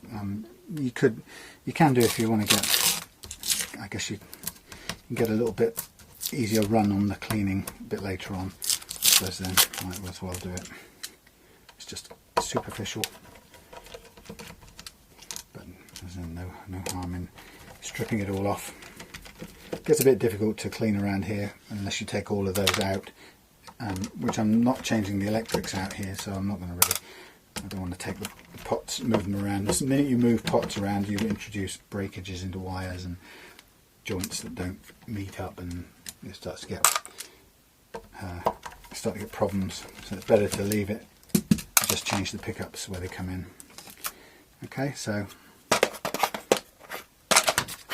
loads of sawdust and rubbish under there, and then this little interstitial bit that goes between the pickup and the neck. Again, traps loads of dirt, so if you can take it off, clean it up itself, and then clean up the area that it covers and put it back on, it just looks that little bit fresher and newer. Why wouldn't you? Okay, I'm leaving that on for now, but we'll take it off when we come to do the overall cleaning. So there we have it, stripped down to its bits, and we can get that, all of that cleaned up really easily, and it'll look a hell of a lot nicer when we put it back together. Okay, so we're doing well. I'll take a break, tea, and I'll come back to you shortly. Yes, anyway, so where were we? Oh yes, we were, yes, I have cleaned all the components. You didn't see that bit because it was boring and it involved some naphtha and a lot of rubbing. I cleaned the fingerboard. I haven't oiled it because I don't want to oil it until later, until I put the lost strings on. But here's the next bit. So what have I got to do? I've got to, we're going to reshape the frets. We've leveled them. Now the next step is to reshape them, or to reprofile them, to make them, turn them back into nice kind of humped looking things. And to do that, after that, then we'll polish them. So we'll reshape them and then polish them up to a nice playing shine, and that's going to involve a mixture of filing and sandpapering. So to protect, get it off, to protect the fingerboard, I'm going to do my usual thing with masking tape, which is going to cover the whole of the fingerboard up and make sure that we don't get any scratches or anything, and while we're doing the frets. And it's you know, a few pence worth of tape versus misery if you ruin the nice rosewood on this neck, because it's a lovely, these vintage guitars do have a really nice rosewood fingerboard. So this takes a little while, and I'm sorry it's very noisy when I rip the tape and all of that stuff, but you can see that eventually it doesn't take long before you run out of get to the closer together frets, smaller frets, so that you have to hang this up and switch to a cutting board and cut a load of strips ready for the next bit, which I'll do, but I'll save you the boredom of watching it. Suffice to say, it happens on my freshly prepared thing here. Here's some I prepared earlier for another guitar. I don't want to bother with those, I'll start from scratch. But that's the idea. I'll just cut this all up into the right little kind of size little slots. But like I say, it's very boring, but Suffice to say, you'll work out, if you do this stuff, you'll work out how many pieces of tape it requires. And in my experience, a board of this size, I can get away with 4 full-length strips and cut them, 2 of them into thirds and 2 of them in half down lengthways, basically, for which you're going to need a long ruler. But once that's done, then we've got all the tape we need for protecting the fingerboard. But I'll come back when it's time to reprofile the frets and show you what we're doing there. Okay, so see you in a minute. So we have masking tape all over the neck, and so the fingerboard is protected. And what I'm going to do now is get ready to reprofile the frets first, and then we'll polish them or shine them up afterwards. So in reprofiling, I'm going to want to draw once again over the frets with black pen, and again in a different way, but the pen again serves as a guide to what's happening. So if you think about it, when we leveled the frets, we put a flat spot on some of them, some more than others depending on their height, and that, sorry, I've done that thing of not putting my phone to what's it, and somebody's buying guitars as I speak. Yeah, so the frets have been flattened more or less depending on how high they were originally. Not all of them have, so some of them will just don't need reprofiling, but we'll do each one anyway just to make sure. So having flattened some of them, we now need to round them off so they're not flat, but they've got a nice arch form, if you like, smooth arch form. And that's important for several reasons. One is that it brings the intonation point of the fret right back into the centre, whereas at the moment it's on the front edge of the flat spot. And the second reason is obviously means it's going to be easier to smooth off and play. So what we have here is a tool for getting rid of the flat spots, and it's a concave diamond file from StewMac, and I'll just do one example. I'll start at the beginning. We'll just run it across the frets this way, and we stop as soon as the tool starts to take away all of the marker pen. What we aim to do is to use the tool only as much until we've got a thin black line running down the centre. And if we leave a thin black line running, a very thin line down the centre, it means we've rounded off the edges of the file, but we've left of the fret, but we've left the top part untouched, which means we've also then preserved the relative levelness that we got in the previous step of the process. So I'm going across all of these. The ones that didn't get flattened off, they kind of shine up immediately, and I stop because I don't want to reduce them in any height. The ones that have got some levelling or had been flattened off, we see a strip of black appears in the middle as I take down the edges, the shoulders if you like. At the moment we didn't really contact an awful lot up here, but mostly down at this end, so we'll see. I'll have to spend more time working this file down at that end. At the moment we're going to whiz through pretty quickly until we get up there.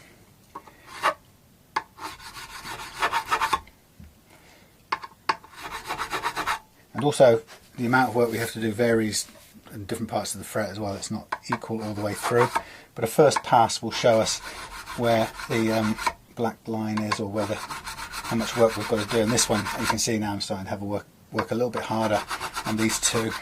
I'm looking from different angles to see the amount of black pen. Right, now I've left a very thin line, which is great, and move on to the next one. And it's mostly on this side, so I just make sure that's as thin as it can be. And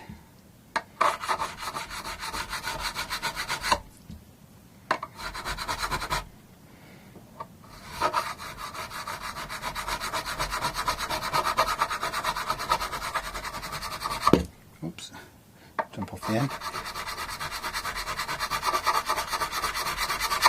So this bit of extra work on these reflects that I took quite a bit off this side because it was still buzzing, if you remember, way back an hour and a half ago or whatever it was.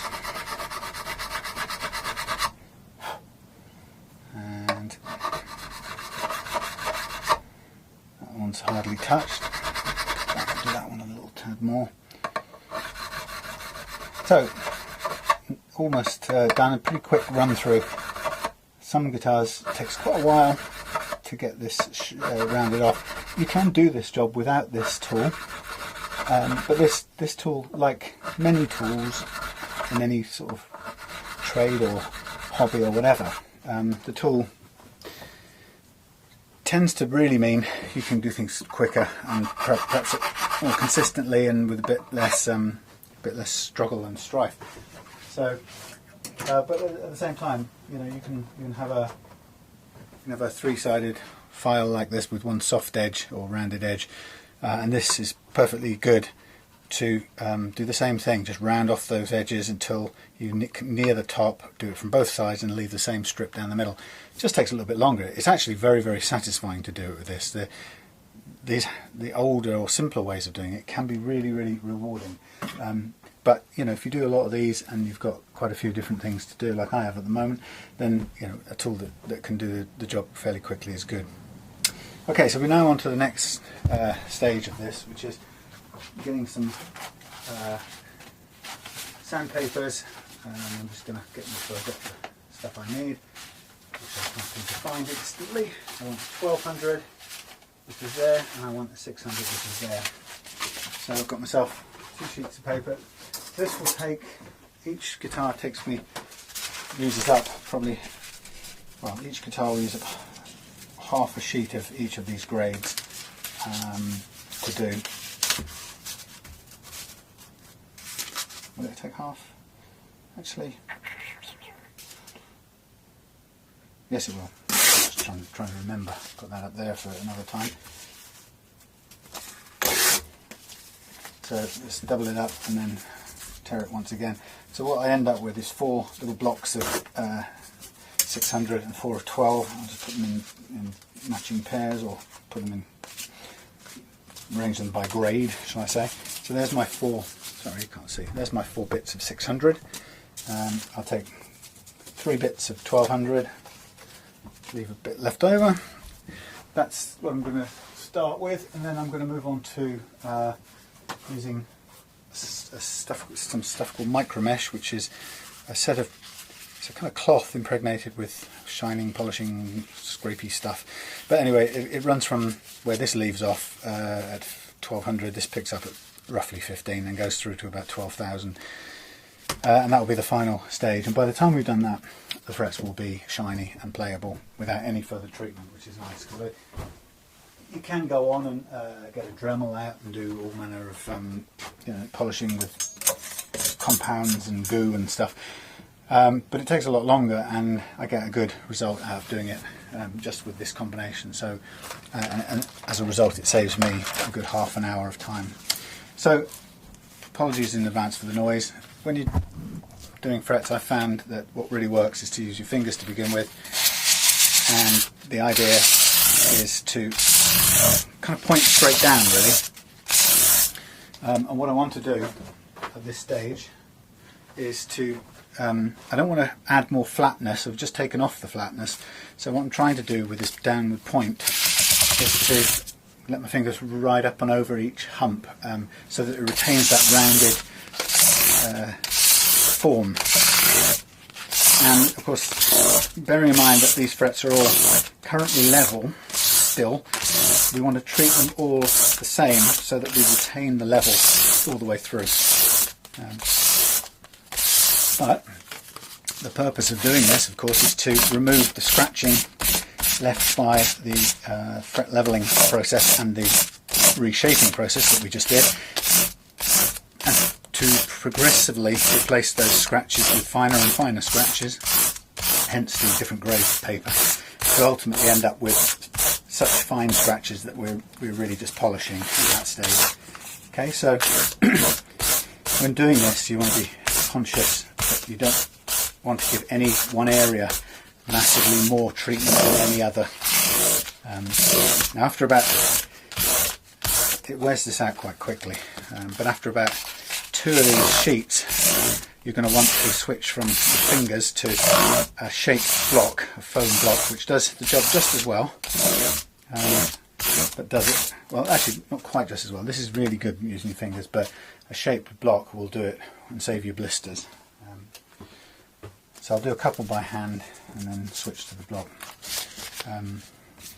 Now I'm going to stop at this point because it's kind of boring, but trust me, I'll go through all of these papers and then we'll end up with shiny frets, at which point I'll come back on video, take the paper off, and then we'll have a look at the condition of the bodywork and see what we need to do. I'll leave the polish to the end, but we might need to do some just small lacquer touch-ups here and there, just to tidy it up, and then we might as well do those now early. And then I'll probably want to change the pickups out next. Okay, so I'll see you in a sec. So a bit of aerobics later, and we are in the privileged position of dust everywhere, but that's easy to clean up. We've now able to take off all the masking tape, ready for the next stages. So we're going to reveal this lovely shiny frets, which you can see anyway, but we're going to kind of take the paper off, and wherever it sticks, if it sticks at all, it's fine. We use solvent to naphtha to get it off. But this is a nice stage because the frets are all perfectly leveled. They're now reshaped, and now they're polished up to a playing finish. So we're kind of on we've reached the top of the hill, and now we're looking down the other side. But you can see this is not a quick business. The time that goes into this, you've had an edited version, or a pause and restart version, but in reality it takes in total a good 3 hours, and that's without doing the extra bit of removing one set of pickups and rewiring in the next set, or wiring in the next set. So this is going to be probably a bit longer than usual, but that pretty much usual average 3 hours is what it takes to precision fret level your guitar. But the results in terms of the rest and the rest of the setup, the results literally, it's different. If you buy this guitar, you won't know what it's gone from and to. It's one of the only downside of buying a Reloved guitar, compared to if you brought your guitar along and I set it up for you this way. The great thing about that is you know beforehand what your guitar was like, so the transformation would be very, very tangible for you, and more, all the more profound, I suppose, and impactful because you have a previous sort of experience of playing it. But this is a great stage we're at now. Get rid of all that sticky stuff, and we're in sort of quick wipe down to remove just some of the surface dust for the time being. We're not into final clean-up time or anything just yet. That's still a bit down the line after I've changed the pickups out. But there's a bit of tape residue and stuff, all of which will come off very easily with a bit of the old naphtha. This is petroleum ether. I couldn't buy naphtha anymore in the UK, or certainly not via eBay in any industrial quantity. Naphtha worked very well as a solvent for cleaning guitars. It didn't have any negative or no adverse effect on finish at all. And then it seemed that nobody sells it anymore. I don't know if that's a sort of government type prescription, but anyway, we have to buy the nearest thing, which what I've managed to find is something called petroleum ether, which is, it pretty much does everything that naphtha does, except it evaporates a lot quicker. So I don't know if it's got more whatever it is that makes it evaporate stuff, which is a little bit harder to work with, because for this solvent you don't really want it evaporating. It's good when it sticks around on the cloth and you can work it longer. Anyway, I've got a couple of big 4-litre buckets of this stuff, so I'm not going to run out in a hurry. So there we have our fret leveled neck, frets nicely polished, fingerboard in good condition, not yet oiled, but it's a nice colour anyway before we even get there. So the next stage of this is the fun part of, let's get the pickups out, and we're going to keep hold of these mounting screws because I don't currently have any new ones with my new set. So I've ordered a whole bunch more because it's nice to have some spare ones floating around, particularly choice of colours too. So if you've got a very black set of pickups like these ones coming up, the Wilkinson ones I'm going to put in, it might be nice with black screws, but unfortunately I haven't got any at the moment, but they're due in.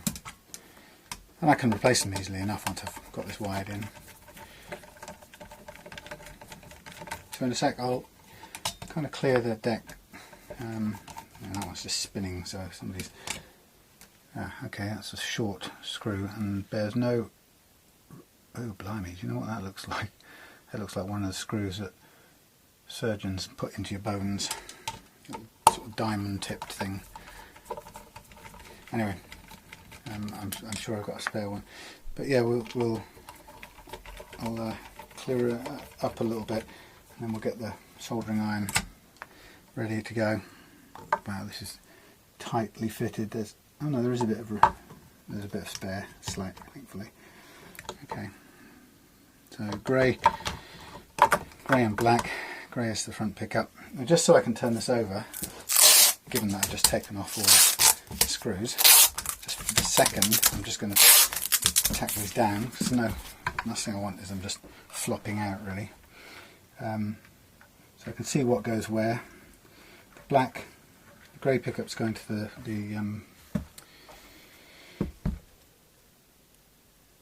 what did I say? I can't remember now.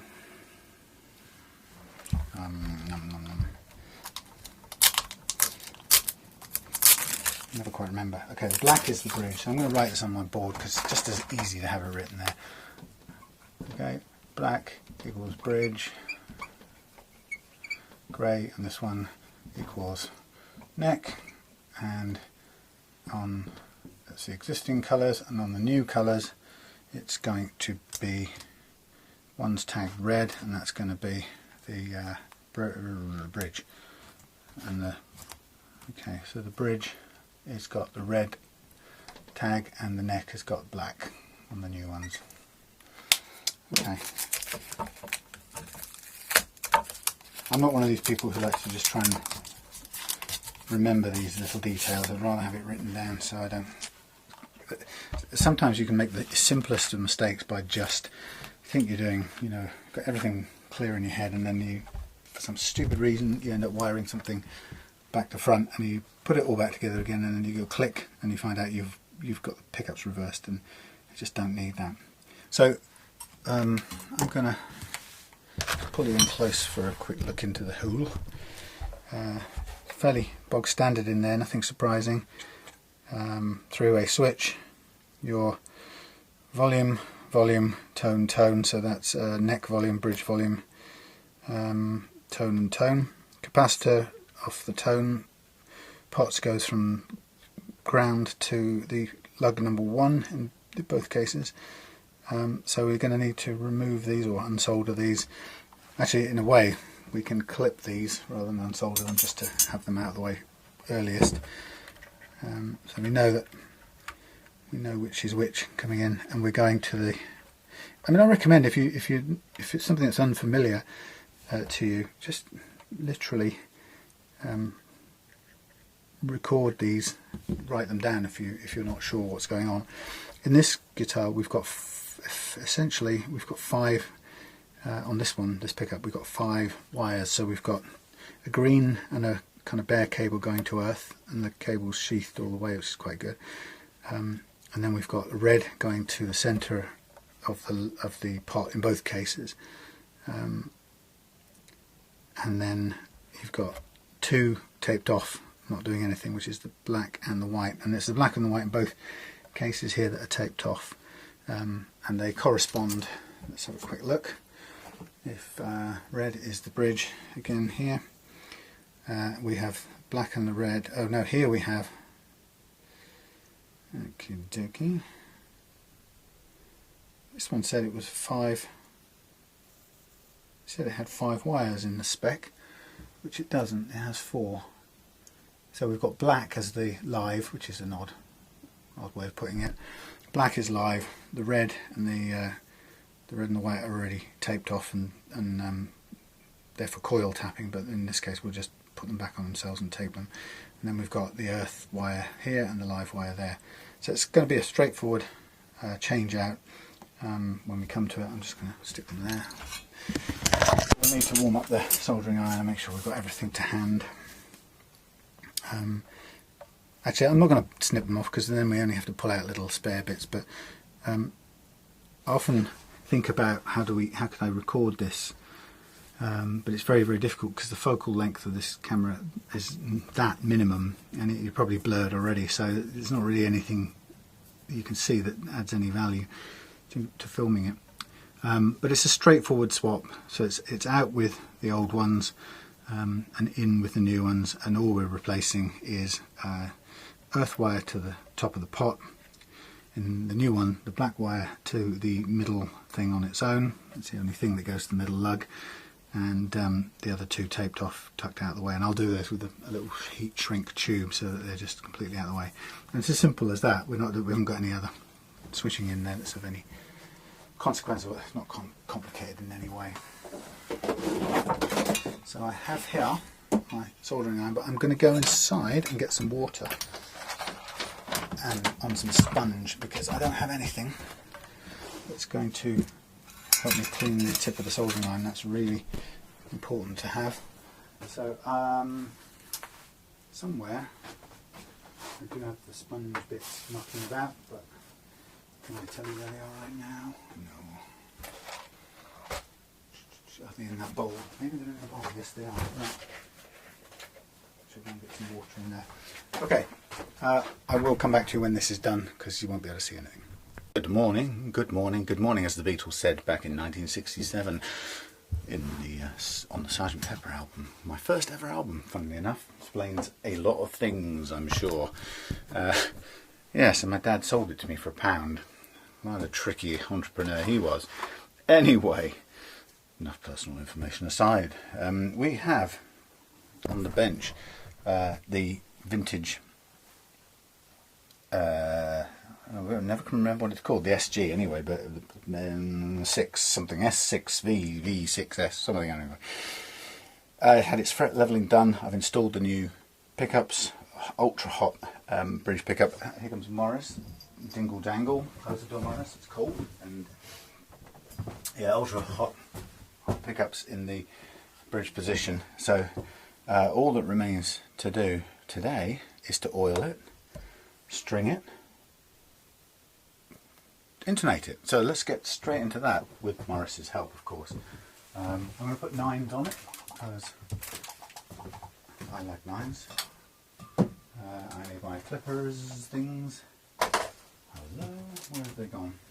Sorry about this small interlude while I find the things I need. I need my string winder, cute. I need my clippers, not those, but these. That's about it. What's clunking over there? Stop it.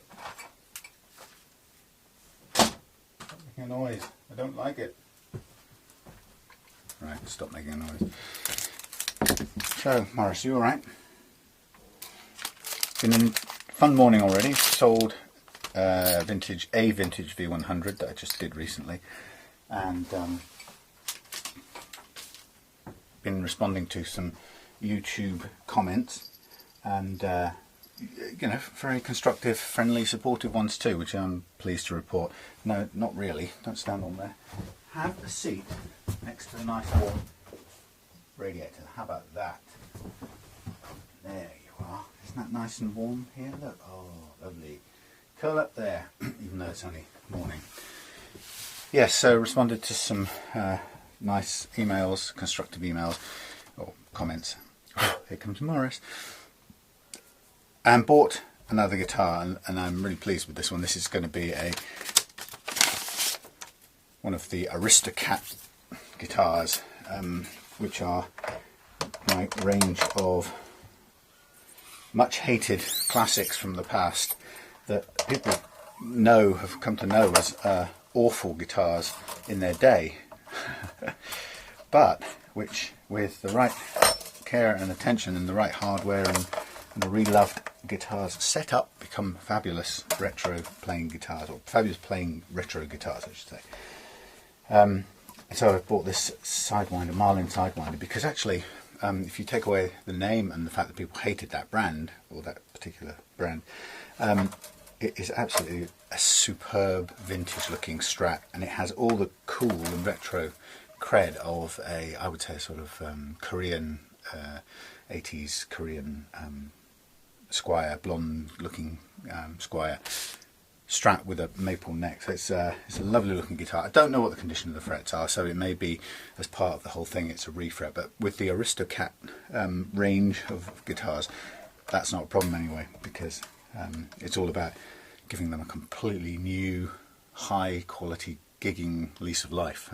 So, you know, refret is absolutely on the cards for most of those anyway. Okay, so here we are putting the new strings on this SG with Morris. Just no, don't scratch your face on the camera, Morris. Oh no, please. It's not for you to do that. It isn't, honestly, right? So we put, nor is it your place to play with the string winder. Come back with it, please. If only you could see. Right, just, you can't see because Morris is in the way. Okay, so I'm putting the I'm winding the strings on. So I put the string all the way through the hole, and I pull back a fret's worth. Now this sends the bridge sliding at the moment. That doesn't matter.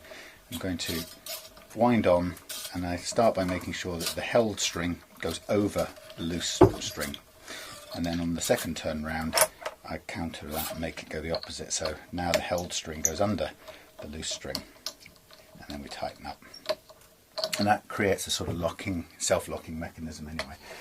I'm checking the stop piece, making sure it's caught, it's held in the right position, and then I'm just going to cut this right off at this point.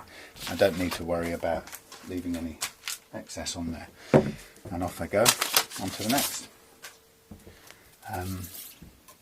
So I'm really looking forward to hearing this thing with its new Korean Wilkinson, by the way, pickups.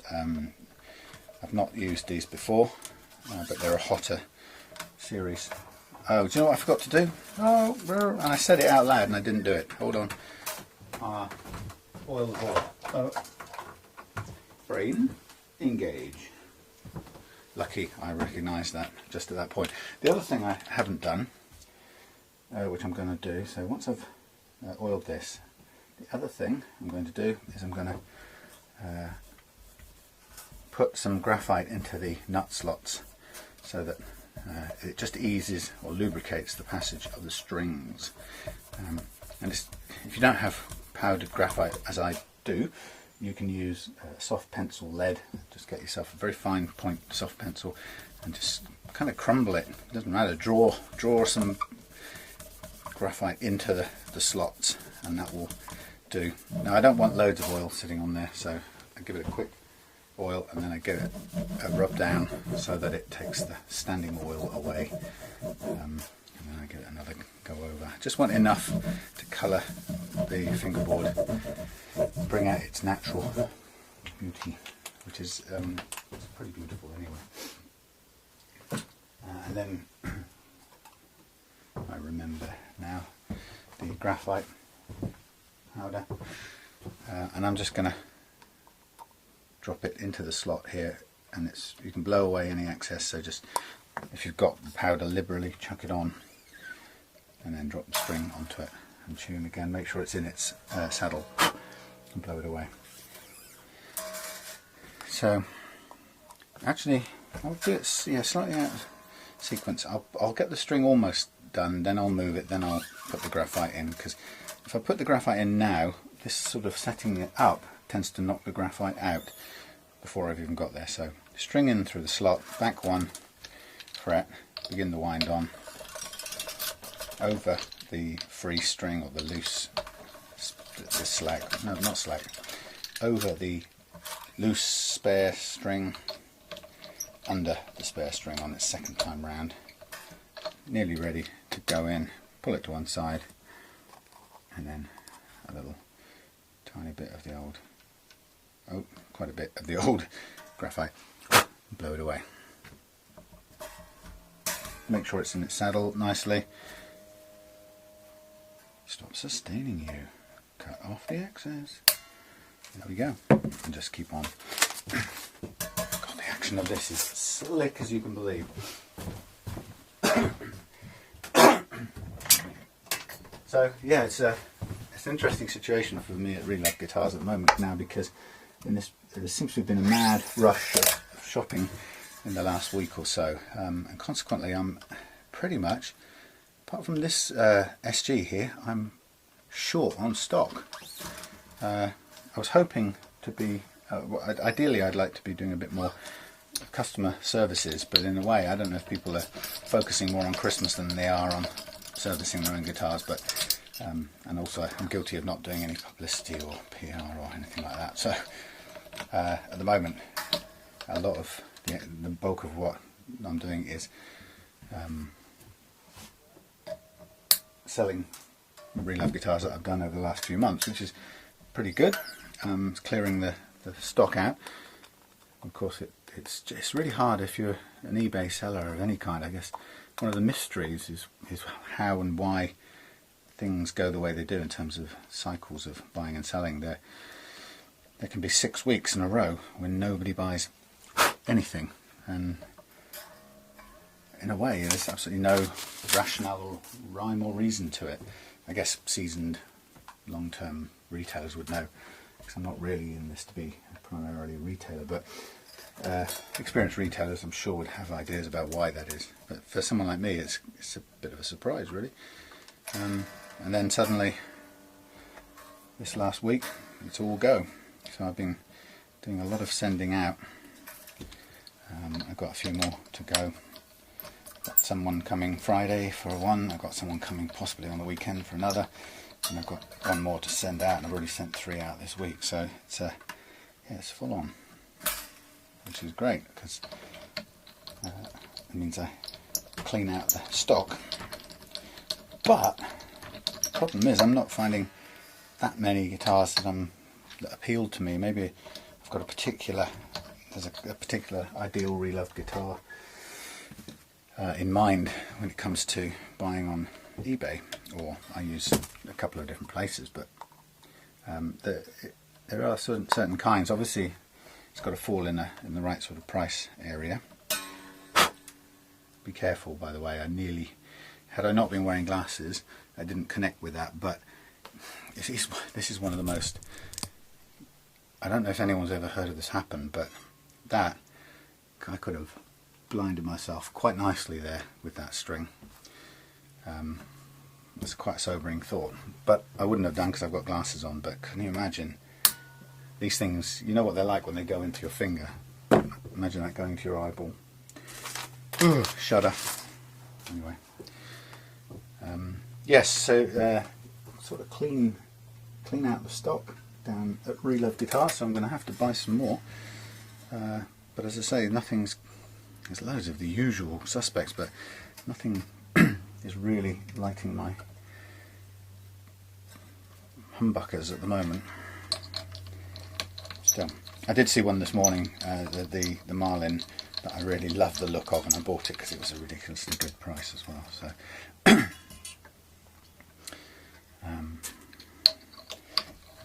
but you know, in terms of the average kind of lovable Stratocaster, which tends to sell quite well,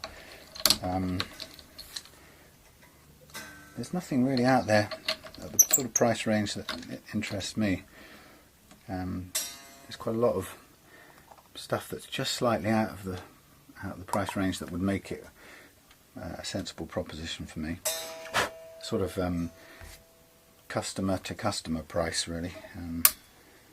So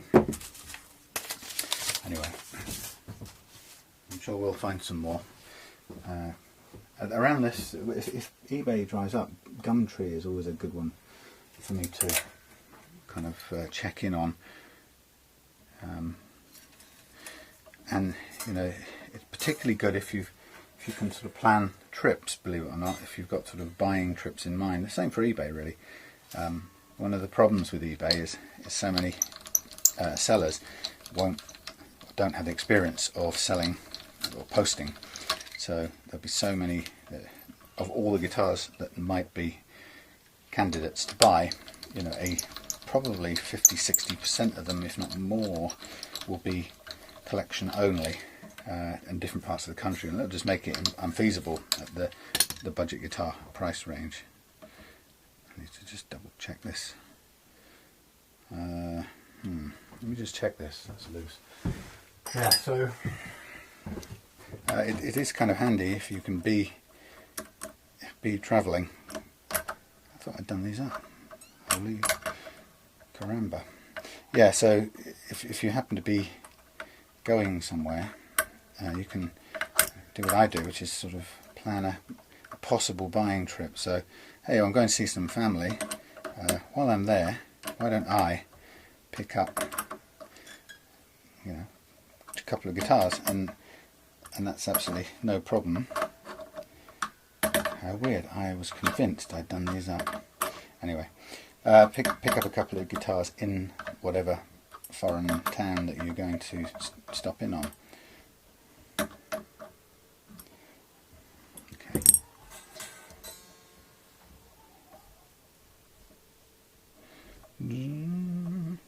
A little bit of graphite in here, and we're finished.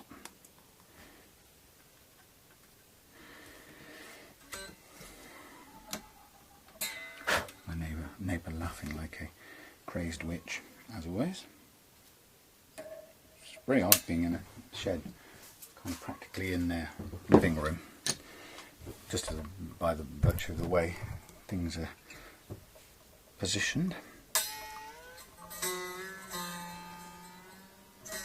Okay, now this is zizzing, of course, because the action is, I forgot the action is back down on the stop, so we will need to make a small adjustment, which is easy enough. So before I get into doing any other setup, I'm just going to go back to the neck heavy. Remember that about SGs? Yes. Going back to this, and I'm just going to counterclockwise my bridge until I get my 1.5mm playing action that I set the fret leveling for. So, you know, there's no point kind of trying to go finer than that, because we did the fret leveling for a very specific action, and we might as well go back to that to make sure it works. Okay, so having strung the guitar, it's all tidy down this end, apart from a bit of sparkle from the graphite, and you're going to get that if you use graphite, but it looks, actually it makes the paintwork look like it's got metallic flake in it, but it's just a bit of graphite powder. It doesn't hurt anything. The worst it will do is just come off on your fingers and look a bit black for a minute. Now, what I'd like to do at this point, before I do any intonation, is to start by stretching the strings as much as we can, and there's a simple technique for doing it, which is to grasp it with thumb and fingers and just push whilst taking, you can feel the stretch coming out, and you're doing the full length of the string as much as you can, even the bits either side of the bridge and the headstock end, and then move on to the next one. If you do this approximately 3 times, what you'll find is the amount of detuning that happens each time will get progressively less, and then before you know it, you'll be in tune, and eventually it'll stabilize after about 3 stretches, and then you can go and play without that sort of totally annoying constant detuning that you get with new strings if you don't stretch them.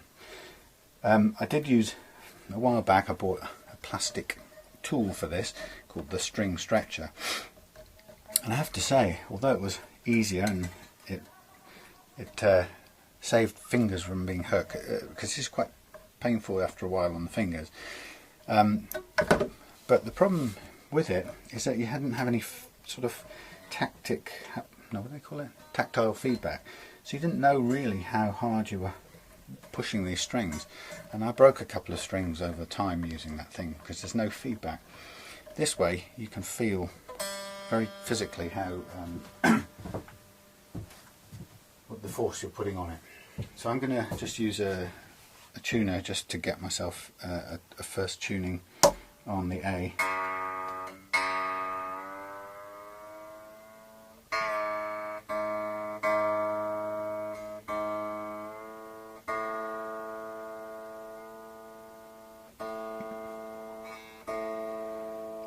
I think this is the right note, it feels about right.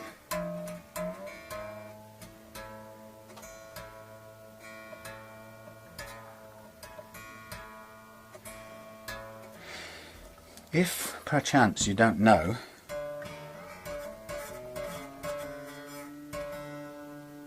what will happen is if you've got the wrong A, you'll work your way up here.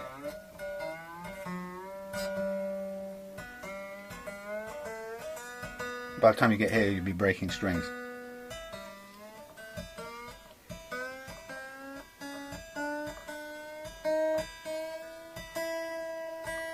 So if you don't know, get a pitch pipe or something that plays the actual note, or plug it into a tuner. So I've tuned it up, and now I'm going to stretch it again. Same technique. Just going all the way along the string, get rid of as much of the slack as I can possibly get rid of. Or stretch, I should say, it's not slack.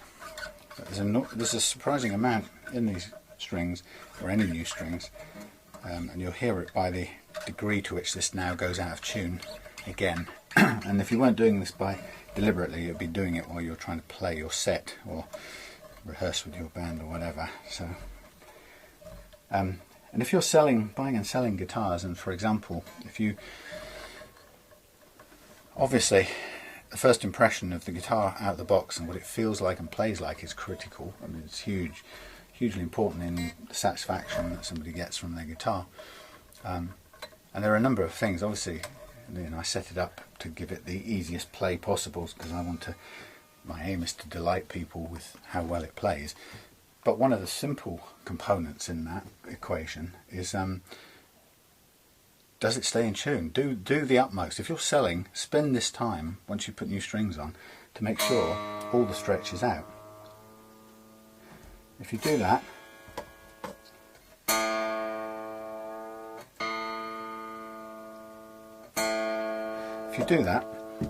somebody will pick the guitar out of the box, tune it quickly, play it and like it. If you don't do that, they'll take it out of the box, tune it once, play it, it'll go out of tune, they'll feel disappointed, they'll tune it again, it'll go out of tune like it normally would. So see how much difference it is?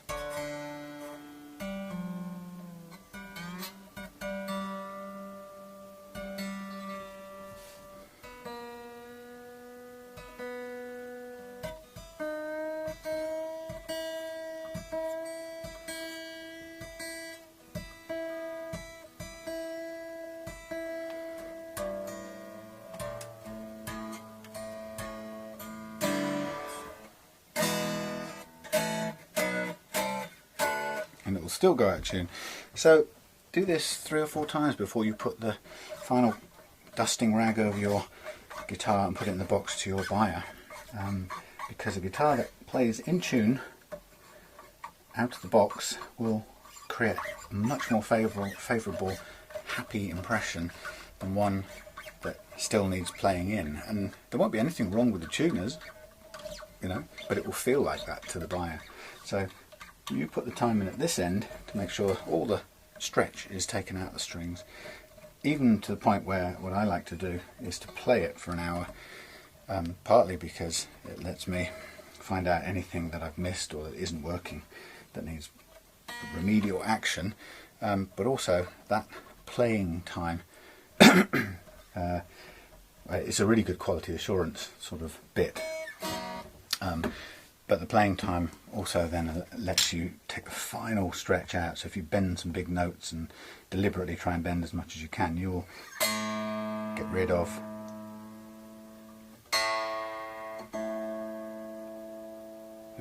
the final bit of slack. See, even that would go out of tune when somebody starts playing it. But much less now. You can see that the amount it's going out each time is far less.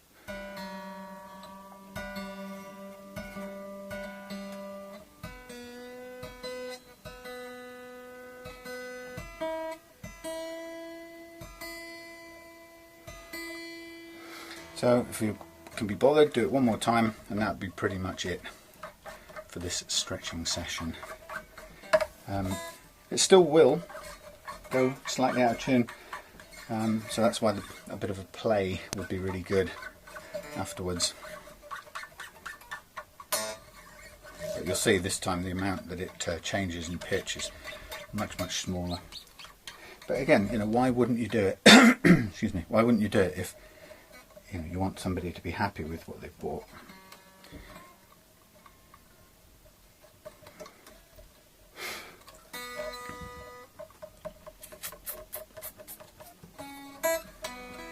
Right, check the tuning now, and we're pretty much going to be on, not far off. This thing isn't picking up anything, come on. I think it's crashed the app.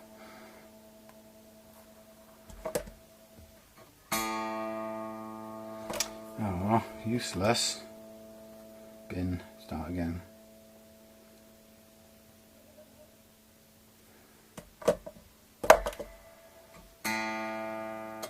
Yeah, very close now.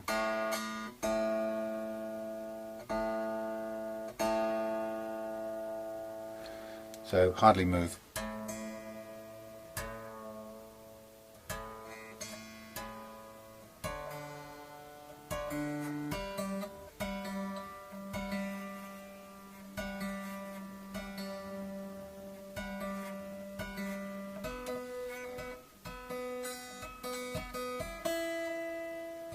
Hardly moved at all on those top notes. So here we have it.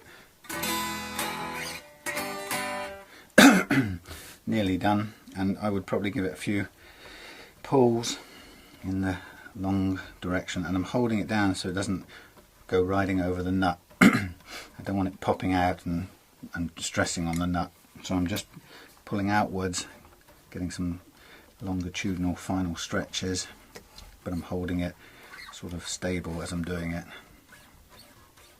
And again, how much you can do this is a thing that's basically built on personal feel.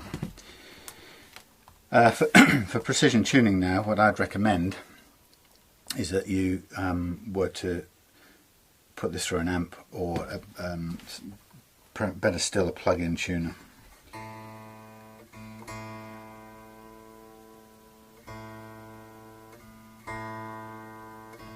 Okay, and I take an A off there and I'll just tune by harmonics.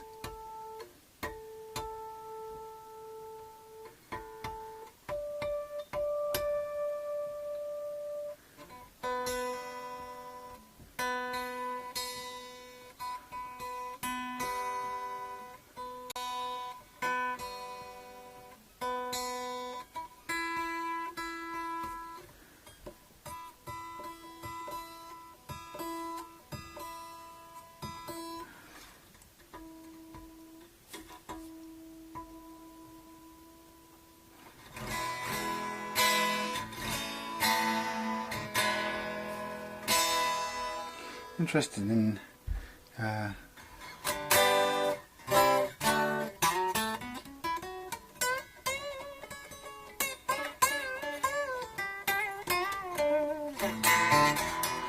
yeah, so it'll need a good old solid play to pull out the last bit of tuning, but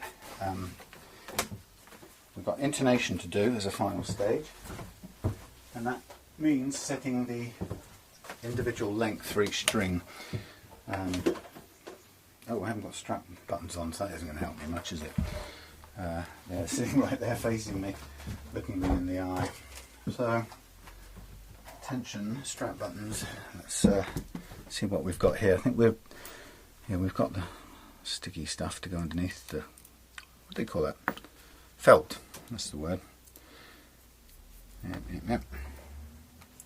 So remember, I took those off so I could give the whole thing a clean over, which I've done. did it off camera. This could be a delivery. You can hear it bleeping away out the back. I have put a sign up saying please come around. So I'm just going to put these strap buttons on.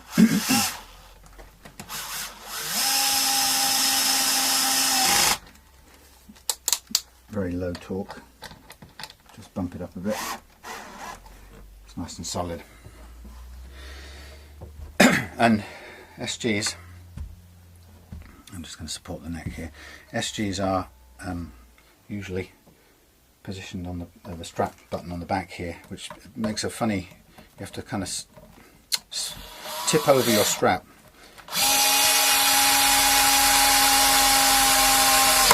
There you go. Again, rock solid. So yeah, when you have a strap button in that position on the back, the strap attachment this end is straight forward.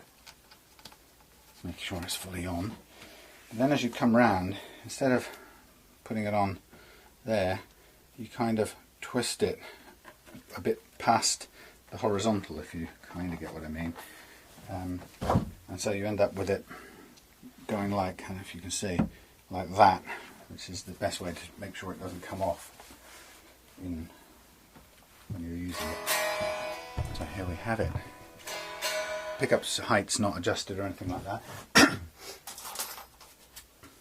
And I haven't got my usual amp to hand, so I've just got this weird old Vesta, which I really haven't played much or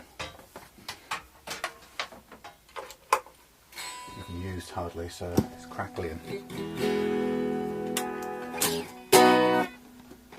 So it's hard to assess it really compared to anything else, but let's just have a listen. Picking up some buzz in here. I don't know if it's all the different lights, but hang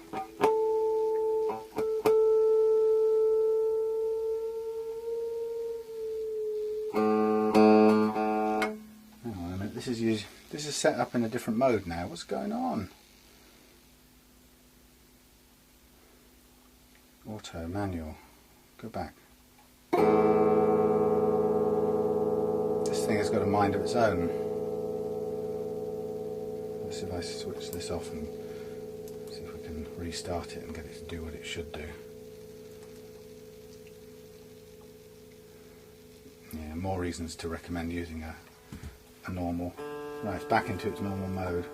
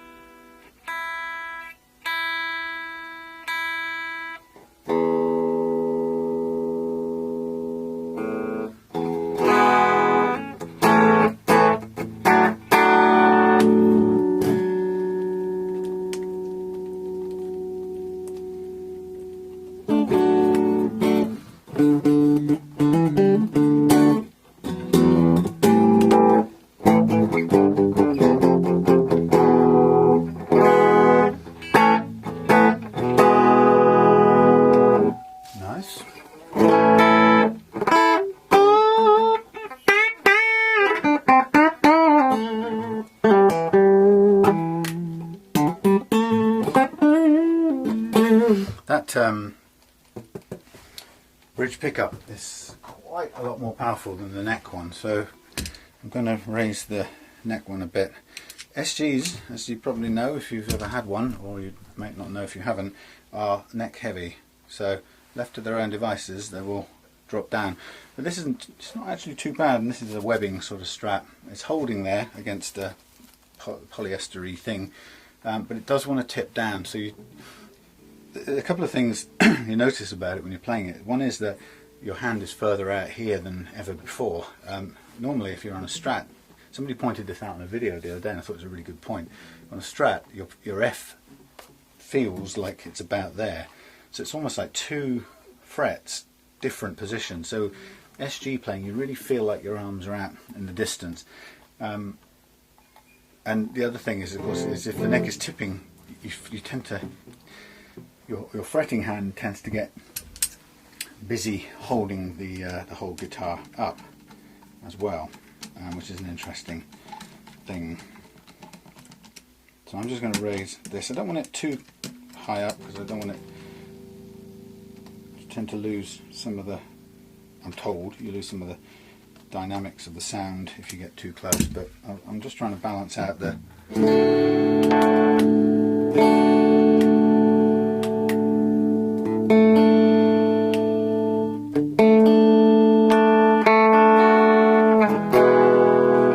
jump, isn't it?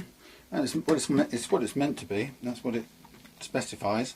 It's 15k and about 9, so there's a real big jump.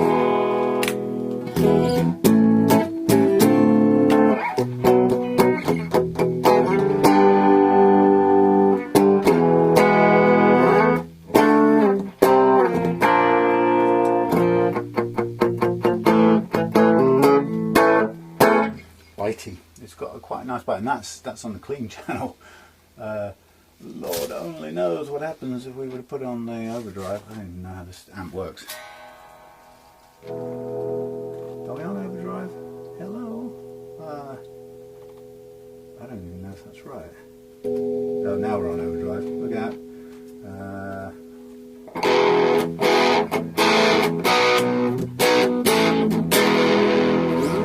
This is not the amp I'd ideally want to be showing this on, but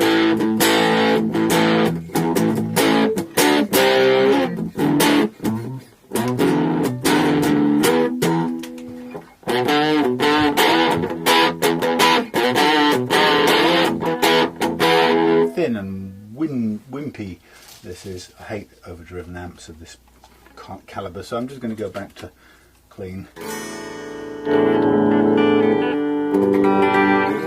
So, you know,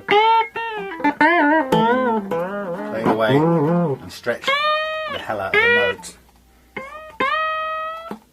Also, to make sure that you can get clean notes out of bends at the highest levels. I had a customer the other day come back to me because on a fairly old guitar, I'd set it up and I've not noticed that there was a bend on one string up here. You just couldn't get it. And sometimes if you are setting up guitars with curved radii like the old Fender 7.25 radii, the curvature of the neck itself gets in the way of the bends. So you start bending one way and it chokes off on the curvature of the thing up there. It's very hard to make bends of this size. That's look how many lots of frets.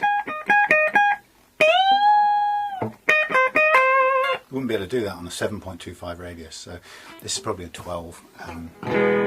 Anyway, yeah, so I found that sadly that wasn't possible on that guitar, which is disappointing. So I've kind of had to remind myself to check everything and make those huge bends.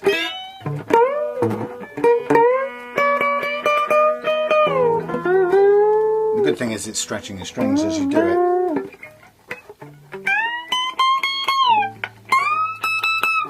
But that's where you see the precision fret level comes into play. It's at that point you realise you can bend anywhere. It's still staying not too bad. It's just getting the last bit of stretch out of the strings.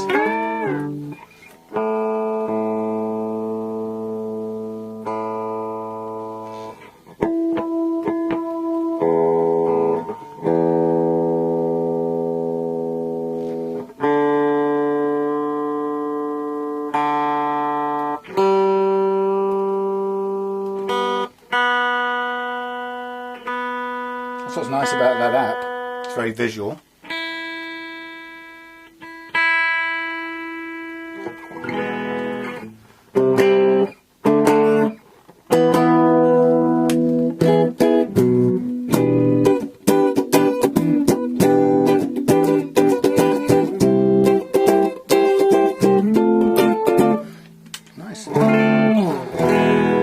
as I said before, with these SGs from Vintage, the low action you can get on these is phenomenal, and this is so easy to play down here.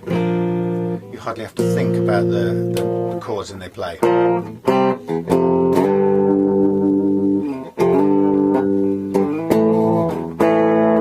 Okay, so we're into the last bit here, and this bit is not the easiest bit in the world, but this is intonating the guitar, and again we'll use the tuner and the amp for this, and hopefully you can see the two together.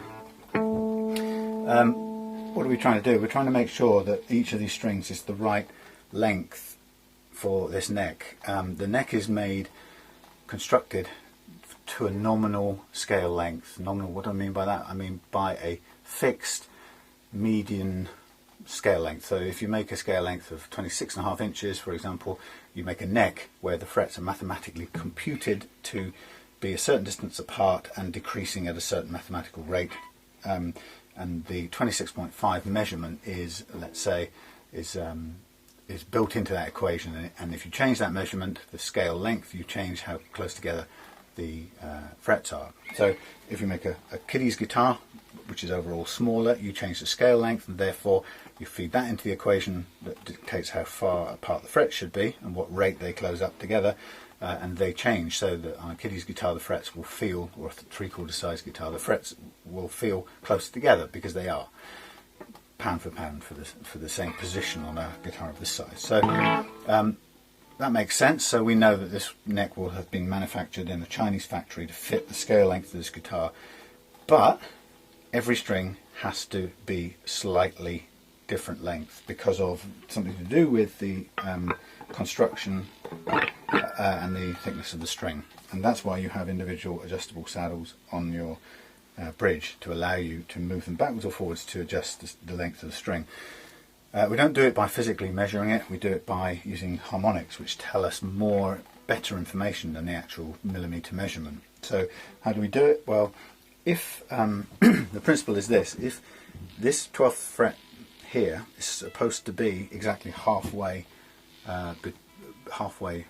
along the scale length, and we have to make sure it is, and the way of doing it is using the harmonic ping. So if we tune the harmonic to the correct note, and if I talk, it gets in the way of it, so you have to sort of look in between me talking. So we tune the harmonic to the 12th harmonic on the E to E. You can see it's pretty much spot on. Then if the string is the right length for this neck, fretting it at that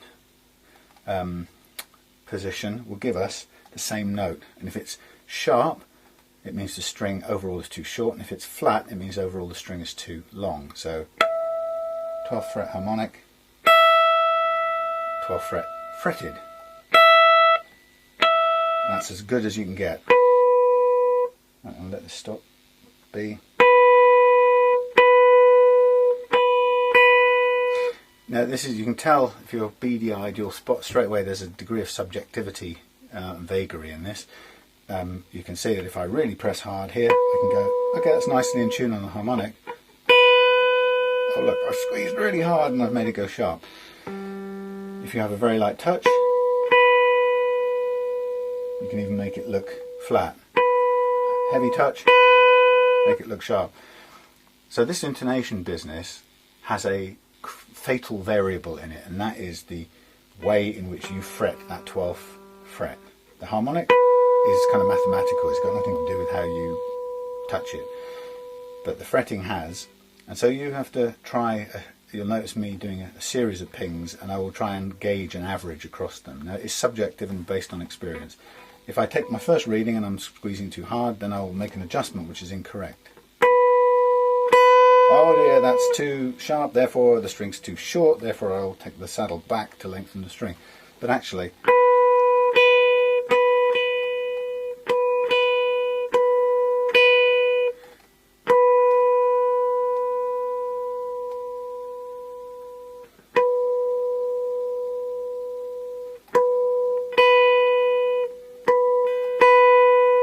I would say on my fingering strength that makes it slightly sharp, but if I finger it very lightly, it's as near as damn it.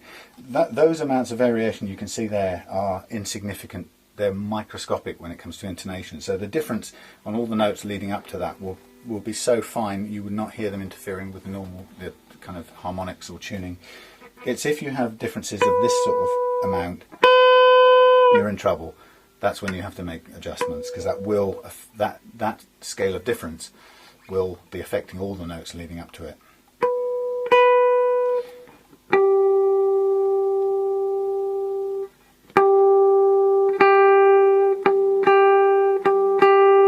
Fractionally sharp, but nothing to worry about. Let's get the D, come on.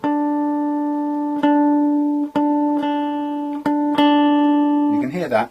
It not only sounds, but feels a bit flat. So what do I want to do with that? I want to shorten the distance, which means, I don't know how well you can see this, but I try to get my flat blade screwdriver into the slot, and I'm going, I can't even remember which way I'm going. Where am I going? I can't even see.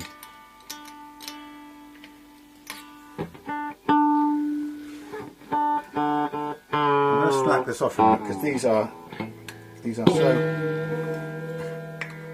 difficult to access. It's not showing me where it's going. It's struggling. Okay, I want to shorten it, so I'm going counterclockwise. Put it back on. Tune it back up.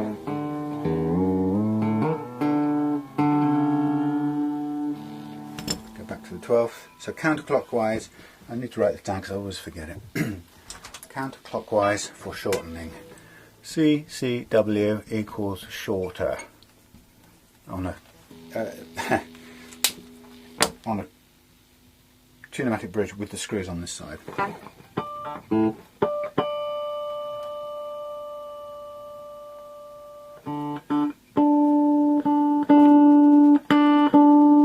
Still slightly long. So I want to shorten it to raise the pitch of that note. So I'm going to go counterclockwise again. You can see that it doesn't really matter which side or other you have your screw. It is difficult to get it without hitting the strings. There's almost no way you can do it, and that's why I don't. One of the reasons I personally dislike tunematic bridges, and you end up almost invariably causing some problems on the nut slot.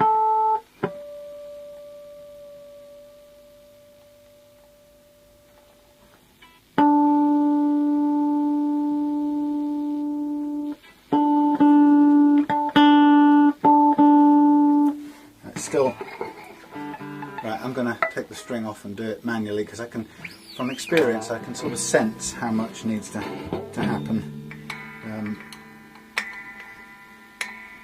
Get in there and stay in there. Counterclockwise, I'm going to shove this forward a fair bit. Put this back in.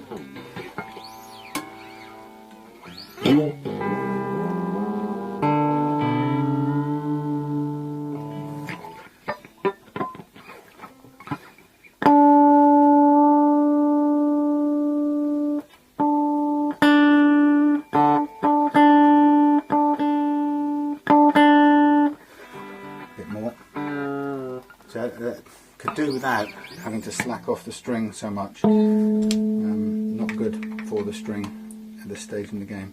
So counterclockwise, a couple more turns. It's quite stiff, so you've got to be quite forceful and direct with the screwdriver.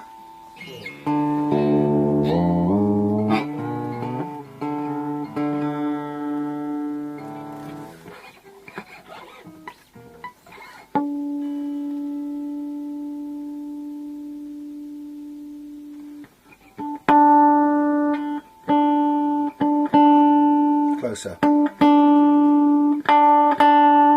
Still some more to go. So this is where I would go and switch probably to the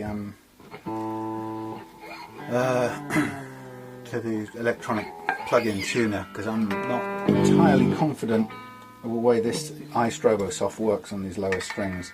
I'm about to run out of intonation room. I've been in this place before and then done it with the electronic tuner, which has kind of given slightly different results. So particularly if I just tune this back up.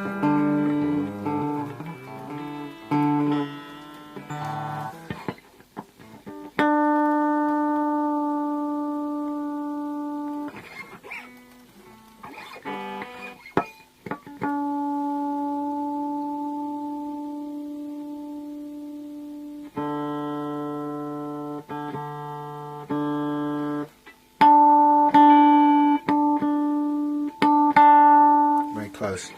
Let's check the next one. Yeah, it's substantially low.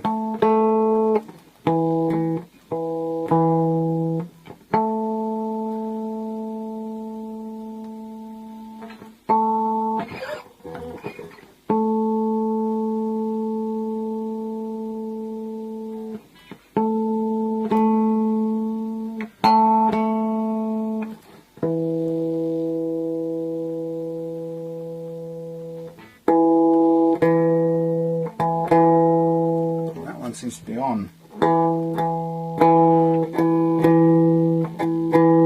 Close to.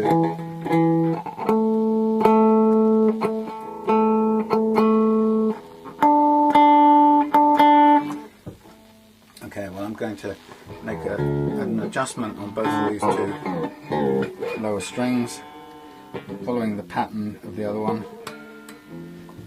Again, not really what I'd want to be doing too often, which is taking things off, strings off to the side, but so I'm just now going to adjust these into what I know to be a sort of fairly familiar pattern that these strings fall, the saddles fall into when the guitar is correctly intonated, and I'm just going to ensure gauge them fall into the pattern that they should be based on the first one and the last one, and then we'll see what we've got, and I'll double check this with the electronic tuner, sorry, the plug-in tuner I should say.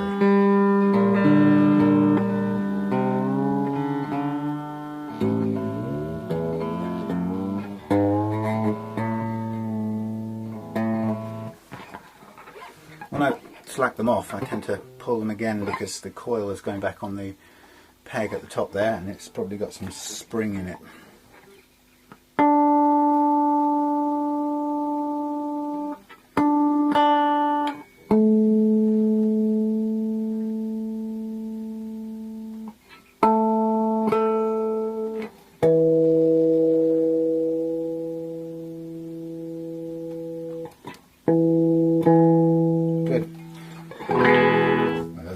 But that's not the point.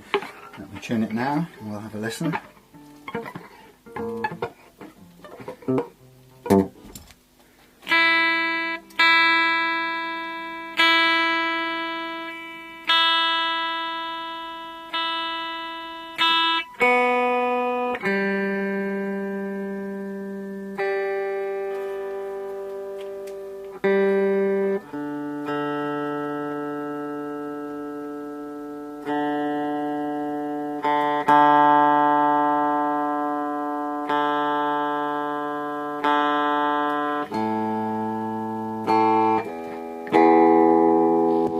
B.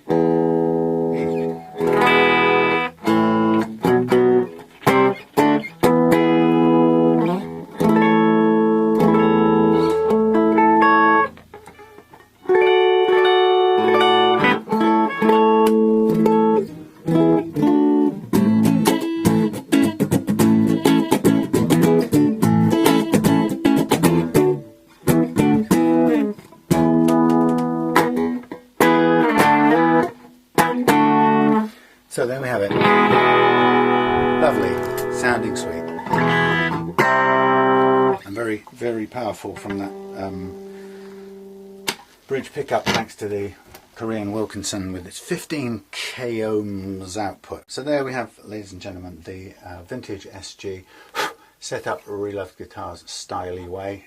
You can see how much work it goes into getting it to play like this, but we've gone from 3mm action, slightly over 3mm action at the last fret here, to a lovely low 1.4-ish and got just slightly reduced the playing action down here on the nut end, so we've got a beautifully light and effortless fretting action down here, and the two things combined to make a guitar that's really easy to play with these brand new high output Wilkinson pickups. So this is going to be a raughty little number for anybody. I'm going to go and play it for a couple of hours later on today and enjoy cranking it up through the headphones, probably through a mixer, and maybe some effects. But I'm going to give it its good old try out, test its sea legs, as you'd say. But there we go, all in order. I think I'm going to leave it at that, stop at that point, and thank you for spending time with me during this Reloved guitar setup, and I will look forward to come back and see you for some other guitars and possibly some homemade jobbies. Oh, there go my templates. Some homemade jobbies which are currently underway, and also some Reloved